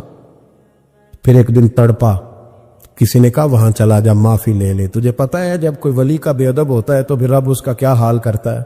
وہاں چلا جا، بچ جائے گا. آیا حضور مفتی اعظم کی خدمت میں، دروازے پہ داخل ہوا تو آپ فرمانے لگے تو نے اچھا کیا تو آ گیا، اور اب تجھے معافی مانگنے کی ضرورت نہیں، جا میں بغیر معافی مانگے ہی تجھے معاف کرتا ہوں. وہ کہتا ہے اگلے دن سے ہی میں نے اپنا رویہ. حضرت جنید بغدادی، یہ داتا صاحب نے لکھا ہے، حضرت جنید بغدادی نے نا ایک نوجوان کی تربیت کی. اسے ادھر دیکھیں میری طرف. جنید بغدادی نے اسے تعلیم دی. وہ اکثر آتا، آپ پڑھاتے، پیار کرتے، محبت کرتے. تھوڑی سی نا چند باتوں کی اسے خبر ہو گئی، علم ہو گیا. پھر آہستہ آہستہ اسے نورانی خواب بھی آنے لگ گئے. پھر آہستہ آہستہ اسے سمجھ لگنے لگ گئی کہ اب میں نہ کچھ ہوں. پرواہ کو نہیں ہوتی رب کریم کے بندے کو، موج کرے کوئی. ایک چاہت کرنے والا جاتا ہے تو کئی درجن اللہ عطا کرتا ہے. لیکن نہ صرف اتنی تکلیف ہوتی ہے کہ میری ہاتھوں کے تراشے ہوئے مٹی کے صنم آج بت خانے میں بھگوان بنے بیٹھے ہیں. یہ ذرا تکلیف ہوتی ہے کہ اس کو وہ پتھر جن کو سکھائی تھی قوت گویائی ہم نے، وہ جب بولنے لگے تو ہم پر ہی برس پڑے. یہ ذرا اچھا نہیں لگتا. یہ تکلیف ہوتی ہے کہ یہ کیا انداز ہوا، ہم ہی سے کھا کے ہماری بلی ہمیں ہی میں ہوں. یہ ذرا بات تھوڑی سی باتی، یہ ذرا اچھا نہیں لگتا. یعنی میرے ہاتھوں کے تراشے ہوئے مٹی کے صنم دیکھو آج بت خانے میں بھگوان بنے بیٹھے. تو وہ کہنے لگا کہ میں تو اب اوپر چلا گیا ہوں حضرت جنید بغدادی سے. کبھی کسی کو کوئی بات سناتا، کبھی کوئی سناتا، کہتا وہ تو ابھی وہی ہیں، تبلیغ کر رہے ہیں، یہ کر رہے ہیں، تو میں تو رات خواب میں فلانی جگہ بھی ہوا ہوں. تو بہت اونچا درجہ ہے میرا. وہ آہستہ آہستہ جب پر تھوڑے نکلے نا، انہوں نے کہا تو حضرت ہنس دیتے، مسکرا دیتے، کہتے چلو موج کریں. لیکن دل میں تکلیف ضرور تھی، ہوتی ہے تکلیف، کیا کرے، اللہ نے دل جو بنایا. اس میں بعض لوگوں کے بعض جملوں کی بڑی تکلیف ہے. کئی دفعہ تکیے پہ کچھ آنسو گر جاتے ہیں، رضائی پہ منہ دے کے نا کئی دفعہ بندہ روتا ہے کہ یار سارے کر لیتے، تجھے نہیں کرنی چاہیے. لیکن چلو خیر. ایک دن نا وہ زیادہ ہی بدتمیز ہو گیا. اس نے کہا میں نے مرشد کا امتحان لینا ہے، پتہ کرنا ہے آج کتنے پانی میں. اور شیخ سعدی فرماتے ہیں جب اللہ کسی کو رسوا کرنا چاہتا ہے نا تو اسے اپنے نیک بندوں کی پردہ داری پہ لگا دیتا. وہ جب ان کے پردے کھولنا چاہتا ہے پھر رب اسے رسوا کرتا ہے، پھر چوکوں چراہوں میں رسوا ہوتا ہے. آ گیا حضرت جنید بغدادی کے پاس دل میں سوال لے کے، آج میں نے امتحان لینا ہے. تو کہنے لگا حضور میں کچھ پوچھنے آیا ہوں. تو آپ فرمانے لگے جو تو جلال آ گیا نا، پہلے تو دور دور باتیں کرتا تھا، آج اس نے سامنے کر دی تو کام خراب ہو. جلال آیا حضرت کو، تو مجھ سے بات کرے گا، میری روٹی کھا کے، میرا نمک کھا کے، میرے ٹکڑوں پہ پال کے، مجھ سے تربیت لے کے میرے سامنے بات کرے گا. فرمایا تو چھوڑ، تیرے دل میں سوال کیا، میں بتاؤں تو کیا پوچھنے آیا ہے؟ تو فلانا فلانا سوال لے کے آیا تھا. لگا حضور ہاں. فرمایا بتا، جواب لفظوں میں لینا ہے کہ معنوں میں لینا ہے؟ کیونکہ حضرت جلال میں تھے تو کچھ نہ بول سکا. فرمانے لگے چل میں تجھے دونوں میں ہی دیتا ہوں، چل میں تجھے دونوں میں ہی دیتا ہوں، لفظوں میں بھی دیتا ہوں، معنوں میں بھی دیتا ہوں. معنی بھی بتاؤں میں لے دوں جواب. پھر حضرت جنید داتا صاحب نے لکھا، حضرت جنید بغدادی فرمانے لگے لفظوں میں جواب یہ ہے کہ تجھے شرم نہیں آئی، کاش تو میرا امتحان لینے سے پہلے اپنا امتحان لے لیتا. تو دیکھتا کہ تیری 40 سال کی زندگی کہاں گزری ہے، تو دیکھتا کہ تو کہاں کہاں کیا کیا کرتا رہا. میرا یہ تو جواب ہے تیرا لفظوں میں، اور معنوں میں جواب یہ ہے کہ جا میں نے تجھ سے تیری ولایت چھین لی، جا میں نے تیرا نور چھین لیا، تو رب کے بندوں کو ستانے آیا ہے، جا اب میں نے تجھ سے سارا کچھ واپس لے لیا. یہ لفظ جب حضرت کی زبان سے نکلے تو اس کا منہ کالا سیاہ ہو گیا، منہ سے پانی کی رطوبتیں نکلنے لگی. وجود کانپنے لگا، پیروں میں گرا. آپ فرمانے لگے اٹھ کے چلا جا، اب معافی اسی وقت ملے گی جب رب تجھے معاف کرے. تو بھاگ جا. چھوٹی بات ہے اللہ کے ولی کے بارے میں گفتگو کرنا اور لمبی لمبی زبان کھول کے کرنا اور صبح اور شاموں میں کرنا، اتنے اتنے سخت جملے کہہ دینا. او بھائی، ایم ایل اے کے دوست کے بارے میں تو بات نہیں کر سکتا، تو منسٹر کے یار کے بارے میں بات نہیں کر سکتا، تیری جرت نہیں ہوتی. تو آر پی او اور اسسٹنٹ کمشنر کے یار کے بارے میں بات نہیں کر سکتا، تو بتا تو نے اللہ کے دوست کے بارے میں بات کیسے کر لی؟ رب کے دوست کے بارے میں. وقت میرا ختم ہو گیا، پر ایک بات سنانی بڑی ضروری ہے. حضرت مرزا مظہر جانے جانا رحمت اللہ علیہ فرماتے ہیں دلی میں ایک درویش، تازی تازی بارش ہوئی تھی تو لکڑی کے جوتے پہنے کھڑاؤں میں اللہ اللہ کرتا گزر رہا. ایک طوائف اور اس کا تماش بین یار سیڑھیوں سے نیچے اتر کے نا، چھت سے نیچے اتر کے سیڑھیوں میں بیٹھے، تو بابا لکڑی کے جوتے پہنے چیکڑ تھا، موج میں جا رہا. اس طوائف کے کپڑوں پہ تھوڑا سا کیچڑ پڑ گیا تو اس کا یار اٹھ کے آیا، اس نے تھپڑ مارا بزرگ کے منہ پہ، کہنے لگا دیکھ کے نہیں چلا جاتا. بابا جی کہنے لگے بیٹے اللہ تیرا بھلا کرے، واقعی بوڑھا ہو گیا، اب صحیح نظر نہیں آتا، غلطی ہو گئی. تھوڑا سا آگے گئے تو ٹھنڈ کا موسم تھا، ایک حلوائی دودھ گرم کر رہا تھا. اس نے بابا جی کو آتے دیکھا تو بھاگ کے گیا، بازو سے پکڑا، پھٹے پہ بٹھایا، گرم گرم دودھ کا پیالہ دیا. بابا جی نے بسم اللہ شریف پڑھ کے دودھ پیا، پورا پیالہ پی کے کہنے لگے یا اللہ تو کتنا بے نیاز ہے، کہیں دودھ پلاتا ہے کہیں تھپڑ مرواتا ہے، نہ میں اسے جانتا ہوں نہ اسے جانتا ہوں. اس نے تھپڑ مار دیا، اس نے دودھ پلا دیا. بابا جی وہیں بیٹھے تھے تو پیچھے سے لوگ دوڑے آ کر، نے آگے کہا بابا اللہ کے ولی بد دعا تو نہیں دیتے.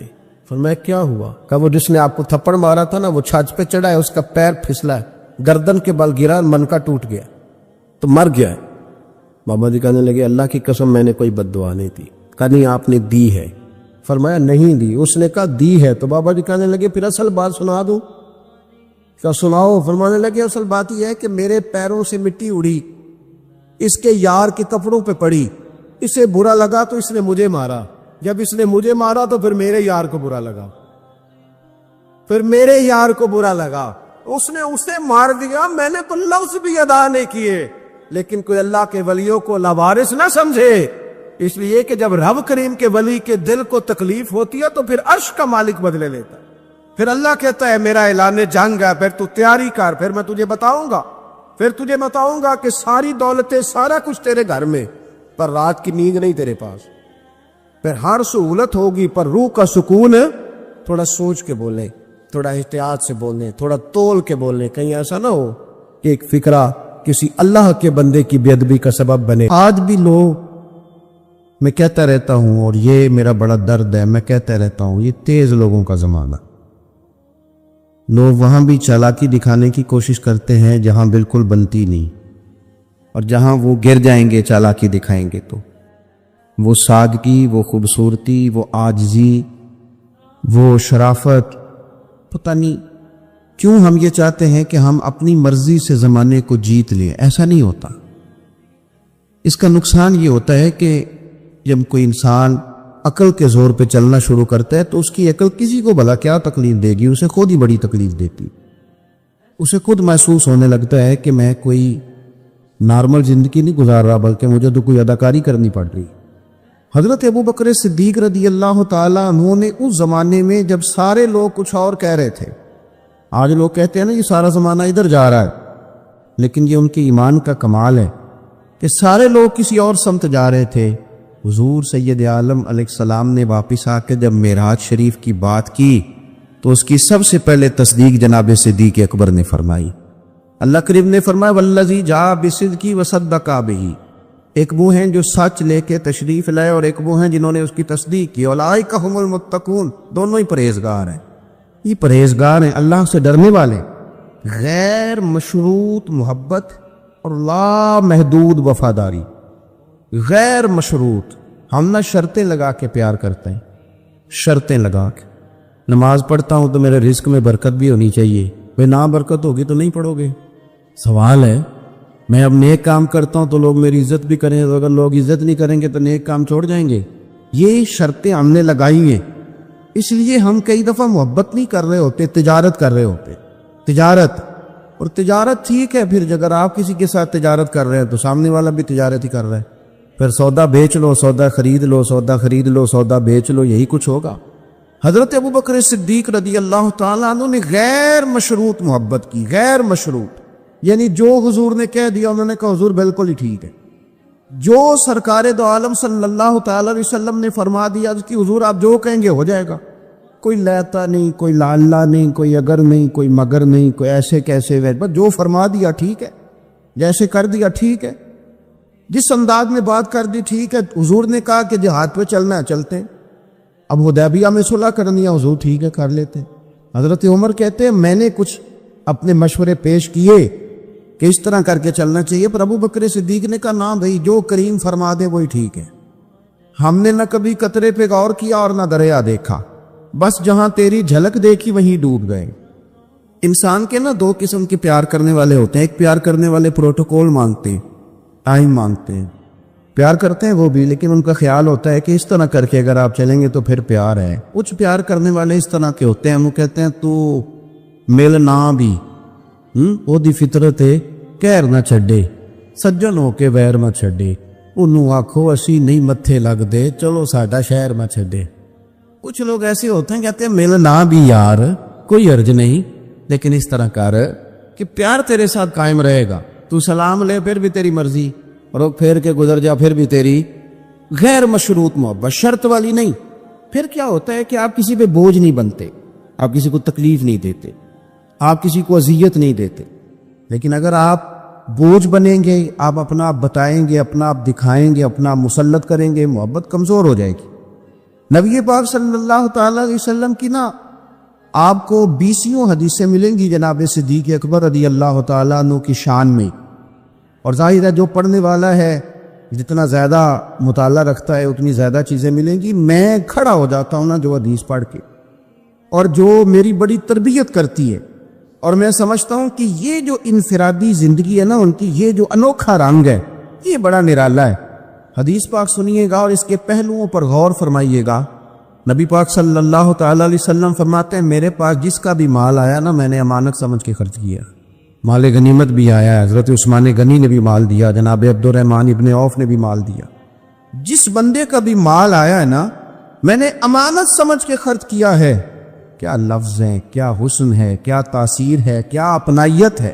حضور فرماتے ہیں جس کا مال آیا اور لوگوں میں نے امانت سمجھ کے خرچ کیا، پر جب ابو بکر کے پیسے آئے نا میں نے اپنے سمجھ کے خرچ کیے، یہ اپنے، ان کا کوئی مسئلہ نہیں۔ میں نے کہا کہ میں یہ نہیں کہتا کہ یہ سب سے بڑی فضیلت کی حدیث ہے، علماء کی اپنی اپنی رائے ہے، جو حدیث پاک پڑھنے والے لوگ ہیں طلباء اساتذہ ان کی اپنی، میری یہ رائے ہے کہ یہ جو جملہ ہے نا یہ والا، یعنی جس کے مال کوئی بندہ اپنا مال کہہ لے، لیکن نا کچھ جگہوں پہ آپ پوچھتے ہیں کہتے ہیں یار یہ ذرا ضرورت ہے مہربانی کر، اور کچھ پیسے ایسے ہوتے ہیں آپ اٹھا لیتے ہیں کہتے ہیں انہیں کچھ بھی نہیں کہنا، یہ حد ہے اپنائیت کی۔ حضرت صدیق اکبر کے بارے میں میرے کریم نے فرمایا کہ میں نے جب اس کے پیسے آئے ہیں نا تو مجھے یوں لگا یہ اس کے نہیں یہ میرے ہیں، میں نے اپنے سمجھ کے نا، اللہ کرے میں آپ کو سمجھا سکوں گا، جس کی چیزیں مدینے والے کی اپنی چیزیں کہلائے، جس کی چیزیں حضور کی اپنی چیزیں کہلائیں۔ اب بات کو سمجھے، حضرت ابو بکر صدیق نے غیر مشروط محبت کی، لا محدود وفاداری کی، بغیر حیل و حجت کے پیار کی، صبحیں شامیں دوپہر ہر چیز کریم کے نام کر دی۔ حضرت ابو بکر صدیق رضی اللہ تعالیٰ عنہ مالدار بھی تھے، سمجھدار بھی تھے، تاجر بھی تھے، لوگ سارا کچھ دیکھ داکھ کے نہیں چلتے، نفع نقصان سوچ کر نہیں آگے بڑھتے، لیکن حضرت صدیق اکبر نے تو کوئی چیز دیکھی نہیں، کوئی چیز نہیں دیکھی، اور لوگ اس وقت آتے ہیں جب رش بڑھ جاتا ہے، شہرت عام ہو جاتی، جب لوگ دیکھتے ہیں نا کہ اب یہاں شاید بہت زیادہ ہے تو مکھیاں پھر جوش مارتی ہیں کہ پہنچنا چاہیے، لیکن جناب صدیق اکبر تو اس وقت آئے جب مار کھانے کے دن، اس وقت آئے جب بڑی اذیتیں مسلمانوں کو دی جاتی تھی، اپنا مال، اپنے بچے، اپنا قبیلہ، اپنی بیٹیاں، اپنا سارا گھر، اپنا سارا خاندان، ہر چیز لا کے کریم محبوب کے قدموں میں رکھ دی، اور پھر یہ کہ حضور کی خدمت کی اس انداز میں زیادہ فرق نہیں ہے۔ عمر بظاہر نبی پاک صلی اللہ علیہ وسلم سے 2.5 2.5 سال ان کی کم ہے، لیکن غار ثور میں جو لوگ گئے ہیں وہ جانتے ہیں کہ وہ بڑا مشکل رستہ ہے، ابھی بھی بڑا مشکل ہے، حالانکہ رستے بن گئے۔ چلے ایک بات اور بھی کہہ لیتے ہیں تجربے کی ہے کہ حالانکہ رستے بن گئے، حالانکہ اس کے لیے بڑے بڑے چندے بھی اکٹھے ہو گئے، بڑے بڑے چندے۔ اتنی دفعہ مجھے کچھ موقع ملا ہے تو میں نے تو یہی دیکھا ہے جی رستہ بن رہا ہے، آ جائیں ذرا آپ بھی اس میں شامل ہو جائیں۔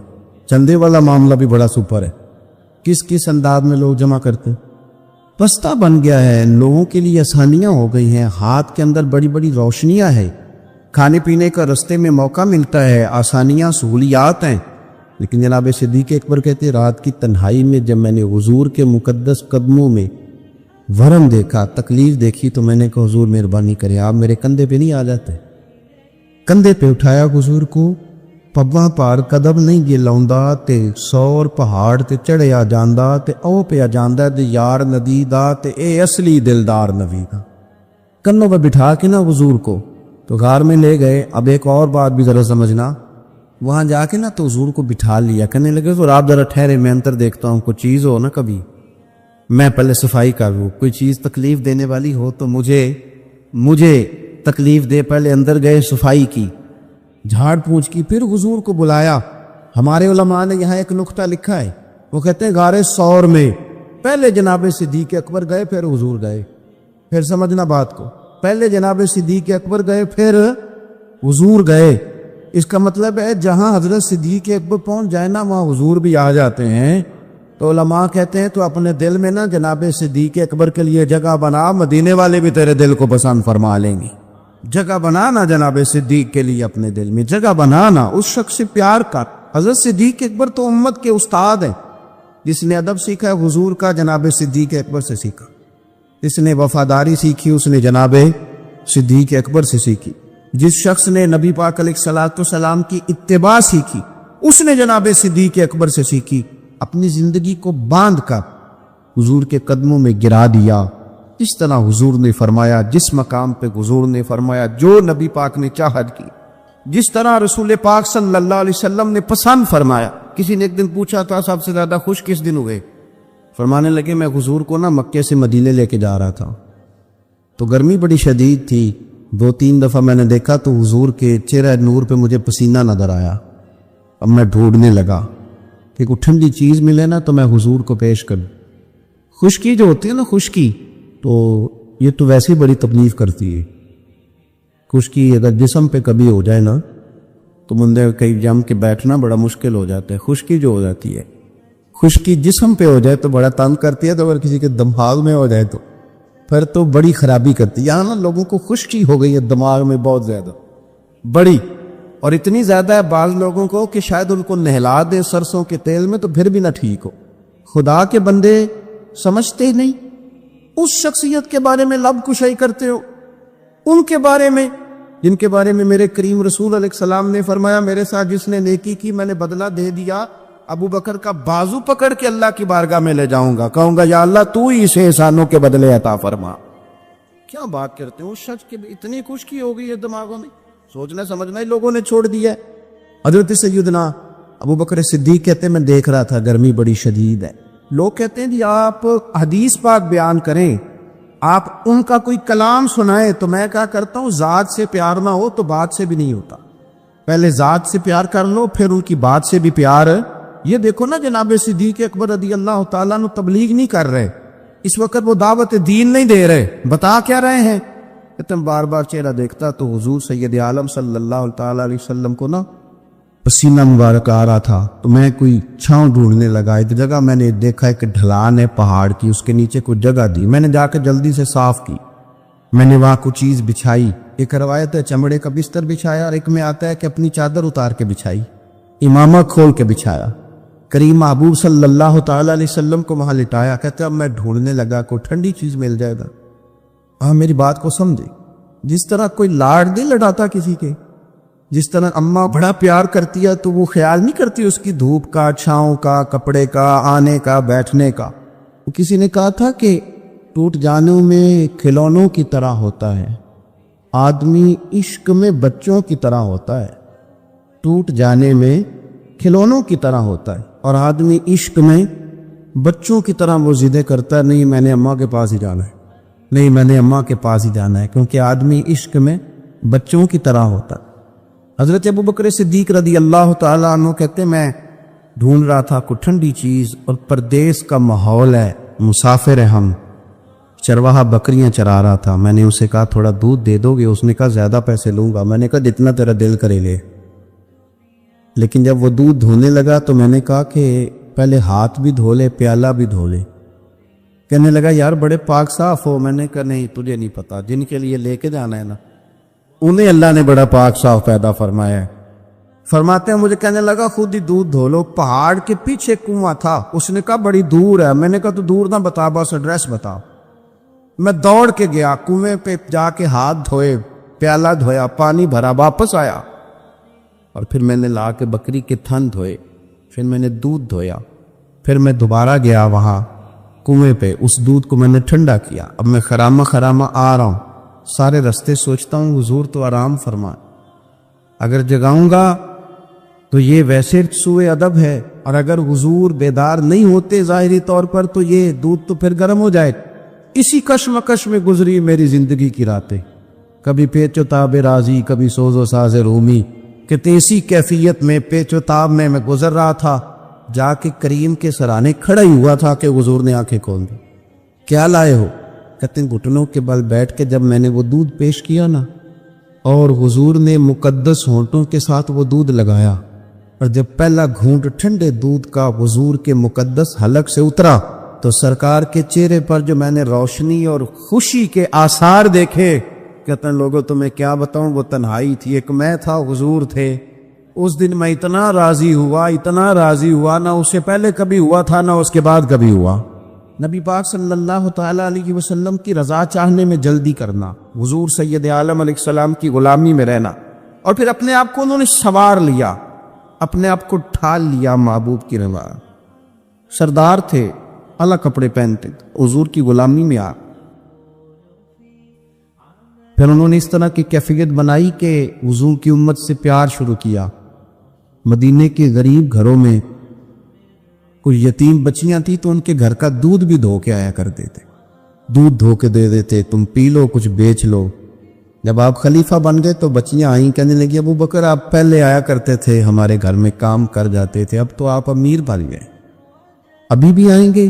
تو حضرت صدیق اکبر کچھ غم تازہ تھا. حضور کے وصال ظاہری کو چند دن ہوئے تھے. آنسوؤں سے آنکھیں بھر گئیں اور چہرہ صاف کرتے ہوئے کہنے لگے پتر پہلے تو میں اپنی مرضی سے آتا تھا، اب تو حضور کی امت نے میری ڈیوٹی لگا دی، اب تو میری مدینے والے کی امت کی نوکری کرنا ڈیوٹی لگ گئی، اب تو میں ڈیوٹی سمجھ کے آؤں.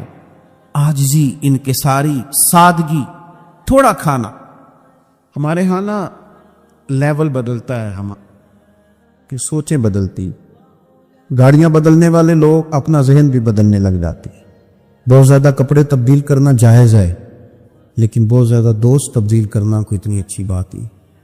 بہت زیادہ اچھے سے اچھے مکانوں میں چلے جانا تو درست ہے، لیکن اپنے پچھلے محلے کو بھول جانا اور وہاں بسنے والے لوگوں کو پینڈو کہہ کے طنز کرنا اور وہاں کے لوگوں پہ تنقید کرنا، یہ اخلاقی طور پر چھوٹے لوگوں کا طریقہ ہے.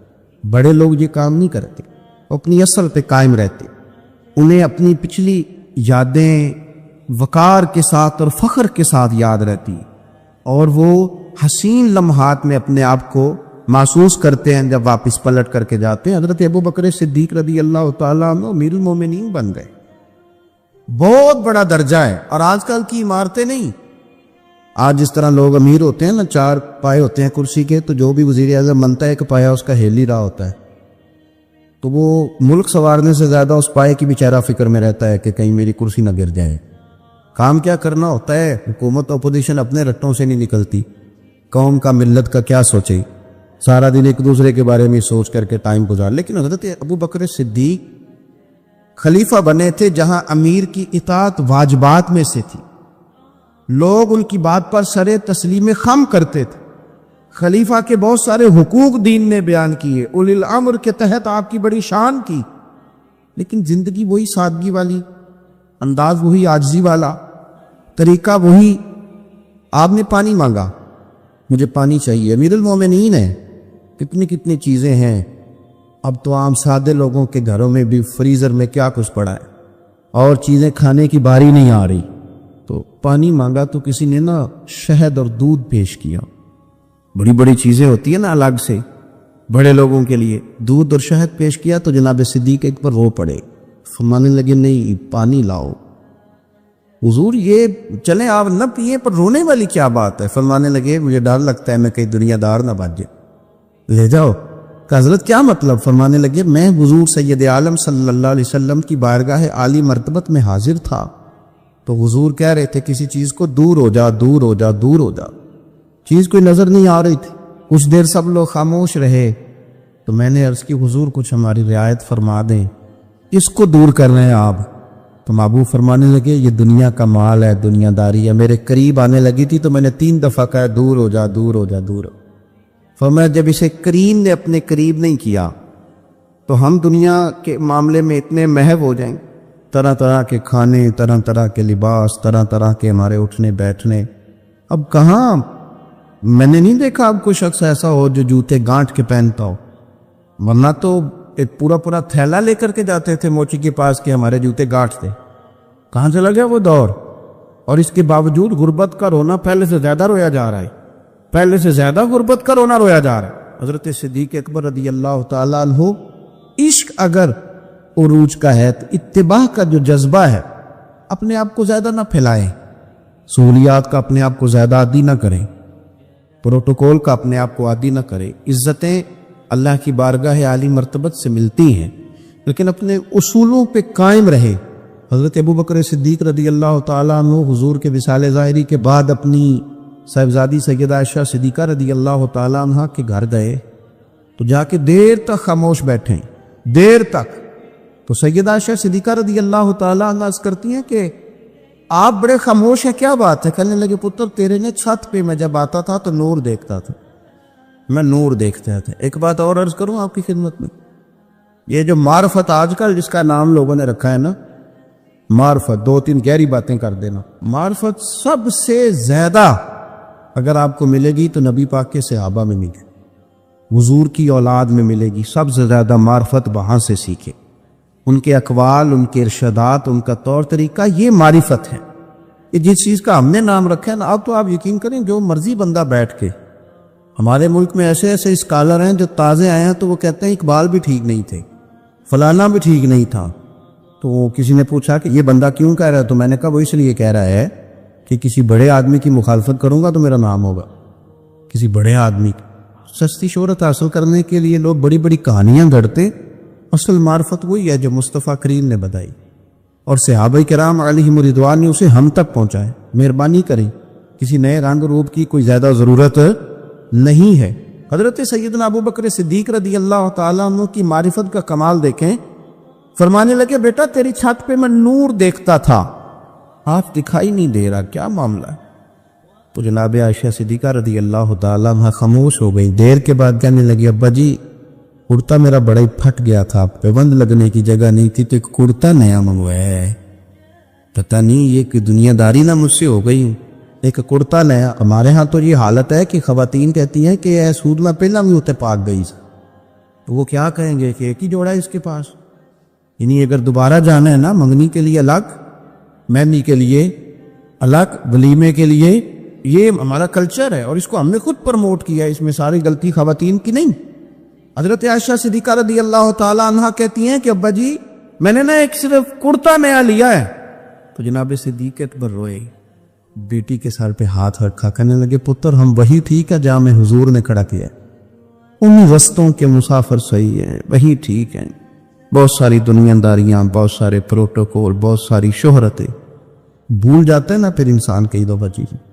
اب اتر وہی ٹھیک ہے. جناب عائشہ صدیقہ رضی اللہ تعالیٰ عنہ فرماتی ہیں جناب صدیق اکبر گئے تو میں نے نیا کرتا اتار کے خیرات کر دیا, پرانے والا پہن لیا. شام کو لوٹ آئے, آنکھوں میں آنسو تھے. کہنے لگے پتر ہم اسی رنگ میں اچھے ہیں جو رنگ ہمیں رسول کائنات نے عطا فرمایا ہے. حضرت مصعب ابن عمیر بڑے مالدار تھے اور بڑے مہنگے جوڑے پہنتے تھے, پھر اللہ نے کرم کیا اور حضور کی غلامی میں آ گئے. میں حضرت مصعب ابن عمیر کو پڑھ کے نا تو ایک جملہ میں نے نیچے لکھا ہے, میں نے کہا اس کا مطلب ہے کہ سوٹوں میں, کوٹھیوں میں, گاڑیوں میں سکون نہیں. سکون تب بھی ہے جب ضمیر مطمئن ہو جائے. مالدار آدمی تھے پر یہاں پھٹے پرانے کپڑوں میں آ گئے, اس لیے کہ وہاں سب کچھ تھا دل مطمئن نہیں تھا. تو پہلے حبشہ گئے ہجرت کر کے, پھر مکے واپس آئے. نوجوان آدمی, بوڑھا آدمی نہیں, جوان. نبی پاک صلی اللہ علیہ وسلم نے ڈیوٹی لگائی, فرمایا مدینے مجھ سے پہلے جاؤ, جا کے تبلیغ کرو. یہ وہاں گئے, کسی کے گھر میں, حضرت اسد بن زرارہ رضی اللہ تعالیٰ عنہ کے گھر میں ڈیرا لگایا. وہاں بنی ظفر کا ایک گھر تھا, ایک حضرت اسد بن زرارہ کا, وہاں تبلیغ کرتے, دین بتاتے. جوان آدمی اور امیر آدمی, منت کرنے کی کیا ضرورت ہے, کسی کی منت کرنے کی کیا ضرورت ہے, پر دروازے رسول پہ آئے نا. حیدر شاہ اس گلی کدے نہ رول دی, پر ان تے رول گئی نا. آئے نا تو آ کے حضور کی بارگاہ سے پیغام لے کے یہاں پہنچ گئے. حضرت اسد بن زرارہ کے گھر میں ان کا قیام تھا رضی اللہ تعالیٰ, وہ مسلمان ہو چکے تھے.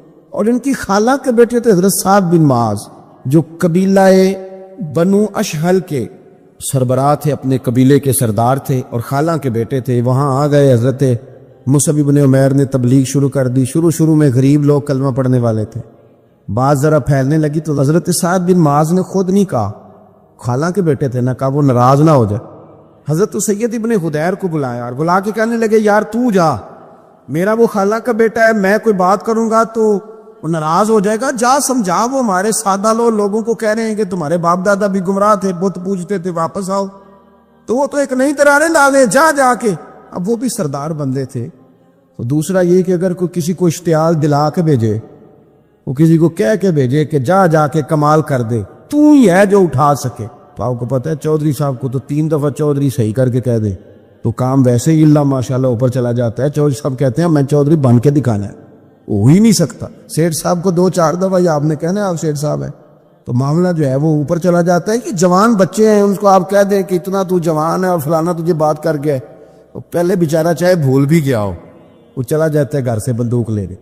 انہوں نے کہا تو ہی اٹھا سکتا ہے, پورا ان کو تیار کر کے بھیجا. تو وہ ڈنڈا لے کے آئے اور سخت بات کی آ کے حضرت مصعب بن عمیر کے ساتھ, حالانکہ یہ بھی بڑی امیر ماں کے بیٹے, اور بڑے عجیب جملے کہے کہ کوئی کام نہیں ملا تو اب یہ شروع کر لیا تم لوگوں نے, بڑی باتیں کی. پورا غصہ لے گیا نا. یہ بھی ایک لہجہ تھا, جواب میں حضرت مصعب بن عمیر کا بھی لہجہ تھا, اور باتیں کرتے رہے تو یہ ہنستے رہے. تو یار اسے رستے کا مسافر ہی نہیں, یہ تو ان کو پوچھنا جو مسافر ہیں, کہہ جو کہنا ہے. تو تر شروع ہو کے گالی 1000 دے, یہ وہ نشہ ہی نہیں جو کوئی ترشی اتار دے. تو کر جو تو نے بات کرنی ہے وہ کرتے رہے. جب غصہ ٹھنڈا ہو گیا, سارا کچھ کہہ چکے, تو حضرت مصعب بن عمیر کہنے لگے جی آپ نے ڈانٹا ہے, ہم تو تیار بیٹھے ہیں جانے کے لیے. گئے, بس 2-3 باتیں ہماری بھی سن لیں گے. میں کہا سنائیے. 2-3 آیتیں پڑھی قرآن پاک کی, تھوڑا سا حضور کی سیرت نور کو چھیڑا, تو وہ ڈنڈا انہوں نے پھینک دیا. فرمانے لگے اس دین میں داخل ہونا ہو تو طریقہ کیا ہے. تو حضرت مصعب بن عمیر کہنے لگے آپ غسل کریں, کپڑے بدلے, آئے میں کلمہ پڑھاتا ہوں. انہوں نے غسل کیا, کپڑے بدلے, کلمہ پڑھا. اب واپس گئے تو ان کو پتا تھا میں نے جانا ہے, تو سعد بن معاذ نے رزلٹ پوچھنا ہے. کہتے ہیں اس نے مجھے بھیجا تھا تو میں نے بھی اسے بھیجنا ہے. کہتے ہیں میں نے جا کے کہا اس قبیلے کا, قبیلہ بنی عارصہ کے ساتھ مقابلہ چلتا تھا. کہتے ہیں میں نے بھی اسی طرح کی سٹوری سنائی جا کے. حالانکہ حضرت سعد بن معاذ کہتے ہیں جب یہ آ رہے تھے نا واپس, تو میں سمجھ رہا تھا بندہ وہ نہیں جو میں نے بھیجا تھا, اس میں کوئی انقلاب آ گیا, تبدیلی آ گئی. آ کے کہنے لگے یار تیری وہ خالہ کا بیٹا ہے, میں نے کیا مقابلہ کرنا ہے, وہ تو بنو عارصہ والے بھی لڑ رہے ہیں, تمہارا شریکہ بھی لڑائی کر رہا ہے, تو تم جاؤ ان کو بھی منع کرو اور اپنے شریکے کو بھی کہو کہ یہ ہمارے گھر کا مسئلہ ہے, ہم خود نمٹ لیں گے, تم جاؤ. کہتے ہیں میں نے کہا اچھا اگر تجھ سے بھی نہیں نہ ہوا تو اب مجھے ہی 2 ہاتھ کرنے پڑیں گے. آستینیں چڑھا لی, ڈنڈا پکڑ لیا. کہتے ہیں گیا اور جا کے جو مجھ سے ہو سکتا تھا میں نے کہا. جب میں پوری طرح کہہ چکا نا, اب وہاں تو لہجہ بدل چکا تھا نا. حضرت سیدنا مصعب بن عمیر تو طے کر لیا تھا نا, سیکھا تھا نا حضور سے. تو معاملہ بڑا انفرادی تھا, رنگ ہی بڑا انوکھا تھا, کہے جس نے جو کہنا ہے.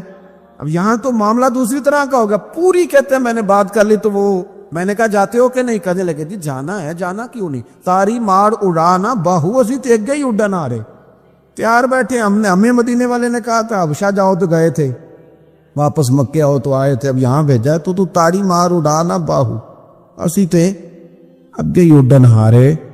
آپ نے فرمایا جانا تو ہے, اور آپ کہہ رہے ہیں جاؤ تو ہم جاتے ہیں, لڑائی نہیں کرتے, پر 2-3 باتیں ہماری بھی سن لو. حضرت سعد بن معاذ کہنے لگے سناؤ. تو حضرت مصعب بن عمیر کا لہجے کا حسن, لہجے کی خوبصورتی. لوگ کہتے ہیں جی آپ کے پاس ایسا کیا ہے تو بھی جواب یہ ہے کچھ تو ایسا ہے نا جو تمہارے پاس نہیں، کچھ تو ایسا ہے نا، تو جاؤ ٹٹولو، سوچو، پتہ کرو، کچھ تو ایسا ہے نا جو تمہارے پاس نہیں ہے، وہ تلاش کرنا چاہیے کہ جو کہیں اور نہیں ہے، اور اگر نہیں تمہارے پاس تو وہ حاصل کرو، پیدا کرو۔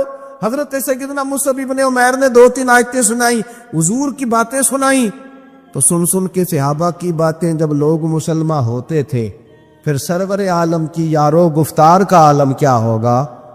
انہوں نے 2-3 باتیں سنائی تو حضرت سعد بن معاذ بھی مسلمان ہو گئے۔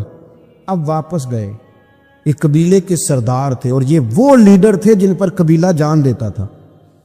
سارے لیڈر اس طرح کے نہیں ہوتے کہ قوم کا ایک خائن ہے، بددیانت ہے، لیڈر تھے پر قبیلہ جان دیتا تھا۔ جا کے کھڑے ہوئے قبیلے والوں کے پاس، کہنے لگے میرے بارے میں تمہارا کیا خیال ہے؟ انہوں نے کہا سردار کو پوچھنے والی بات ہے، یہ تو ہماری کو نیکی ہے کہ آپ جیسا سردار ملا ہے۔ فرمانے لگے مجھ سے پیار کرتے ہو حضرت جی؟ بڑا۔ فرمایا مجھ پر تمہارے ساتھ آج کے بعد کلام حرام ہے۔ کہا کیوں؟ کہنے لگے اتنی دیر کلام نہیں کروں گا جتنی دیر تم مدینے والے رسول کا کلمہ پڑھ کے مسلمان نہیں ہے۔ تو حضرت سعد بن معاذ نے سارا قبیلہ مسلمان کر لیا، حضرت سید ابن حضیر بھی مسلمان ہو گئے، اور اتنا بڑا ماحول بن گیا مدینے میں کہ جہاں 12-13 لوگ کلمہ پڑھتے تھے، 70 لوگ اگلے سال حضور کی بارگاہ میں گئے، حضور اب ہماری جمعیت بن گئی، یا آپ تشریف لائیں۔ اگر سارے اس میں کردار دیکھو گے تو حضور کے کرم سے جو لہجہ دیا تھا نا اللہ نے حضرت مصعب ابن عمیر کو، یہ اس لہجے نے اس کچھ ان کے خلق نے کر لی اور کچھ ان کے پیار نے کر لی۔ حضرت انس بن مالک رضی اللہ تعالیٰ عنہ یہ بڑے خوش نصیب خوش بخت انسان ہیں۔ کہتے میری اماں خود مجھے حضور کی بارگاہ میں چھوڑ گئی تھی کہ یا رسول اللہ یہ آپ کی خدمت کرے گا۔ کہتے میں نے 10 سال حضور کی نوکری کی ہے، نبی پاک نے کبھی اوف بھی نہیں کہا، بلکہ بخاری مسلم میں ایک انوکھی بات موجود ہے۔ فرماتے مجھے ایک دن حضور نے فرمایا جا یہ کام کر کے آ۔ کہتے میرے دل میں یہی تھا کہ فوراً جاؤں گا، اسی طرح لفظ موجود ہے، میرے دل میں تھا جاؤں گا، کر کے آؤں گا۔ حضور نے فرمایا کر کے آ، دل میں پکا ارادہ تھا جاؤں گا، لیکن اپنی زبان سے میں نے کہا حضور میں نے کوئی نہیں جانا۔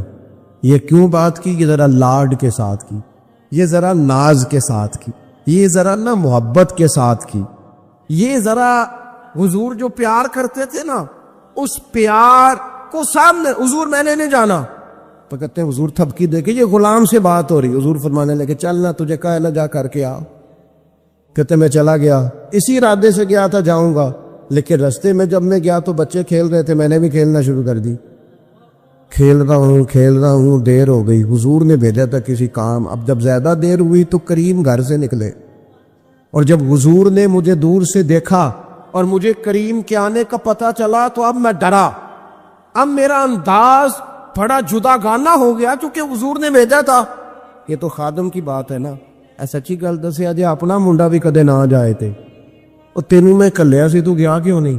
ناراض نہیں ہونا آپ نے، لیکن چلو بچہ ہے، کسی وقت دیر سویر بھی ہو ہی جاتی ہے، کیوں اتنی سختی کرتی ہو؟ حضرت انس بن مالک کہتے ہیں جب حضور کو آتے دیکھا تو میں پوری طرح ڈر گیا، لیکن قریب محبوب جب میرے قریب آئے اور مجھے ڈرا ہوا دیکھا نا تو پھر رحمت للعالمین محبوب کی رحمت کا بادل چھایا، اور جب حضور مجھے دیکھ کے ہنسے نا بس وہ ہنس گئے اور میرا کام بن گیا۔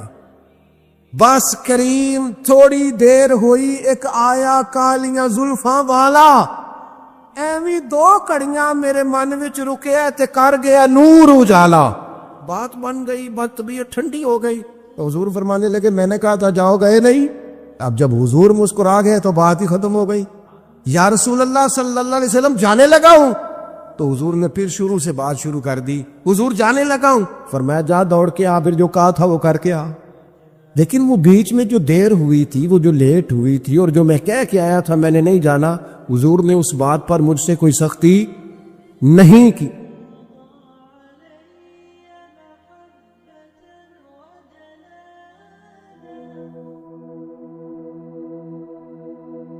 تے جے میں ویکھاں عملاں والے کچھ نہیں میرے پلے،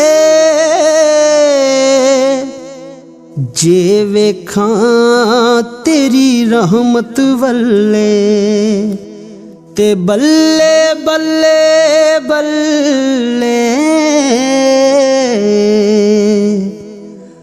कर मुर्शद दा खाना काबा हज जरूरी करिए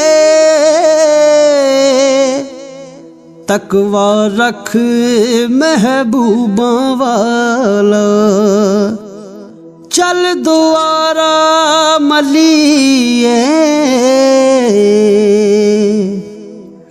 तू बेली ते सब जग बेली अणबेली भी बेली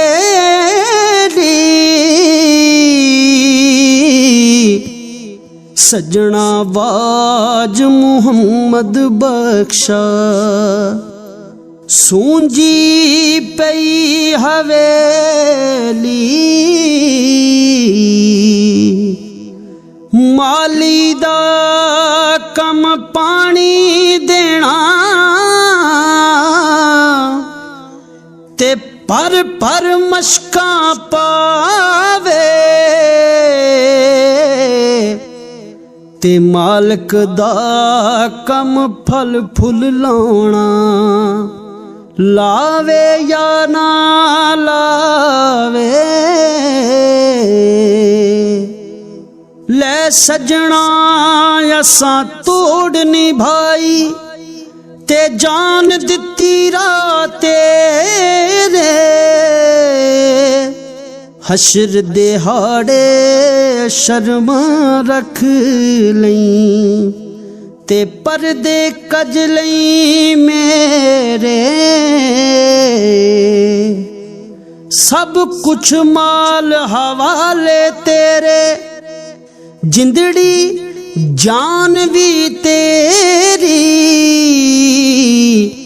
मैं को जीदा वारस तू शर्म रखी हुण मेरी देवण कारण दाता बनिया ते मंगण कार सवारी तैनू दाता किसे नहीं कहना जे अज मुड़िया खाली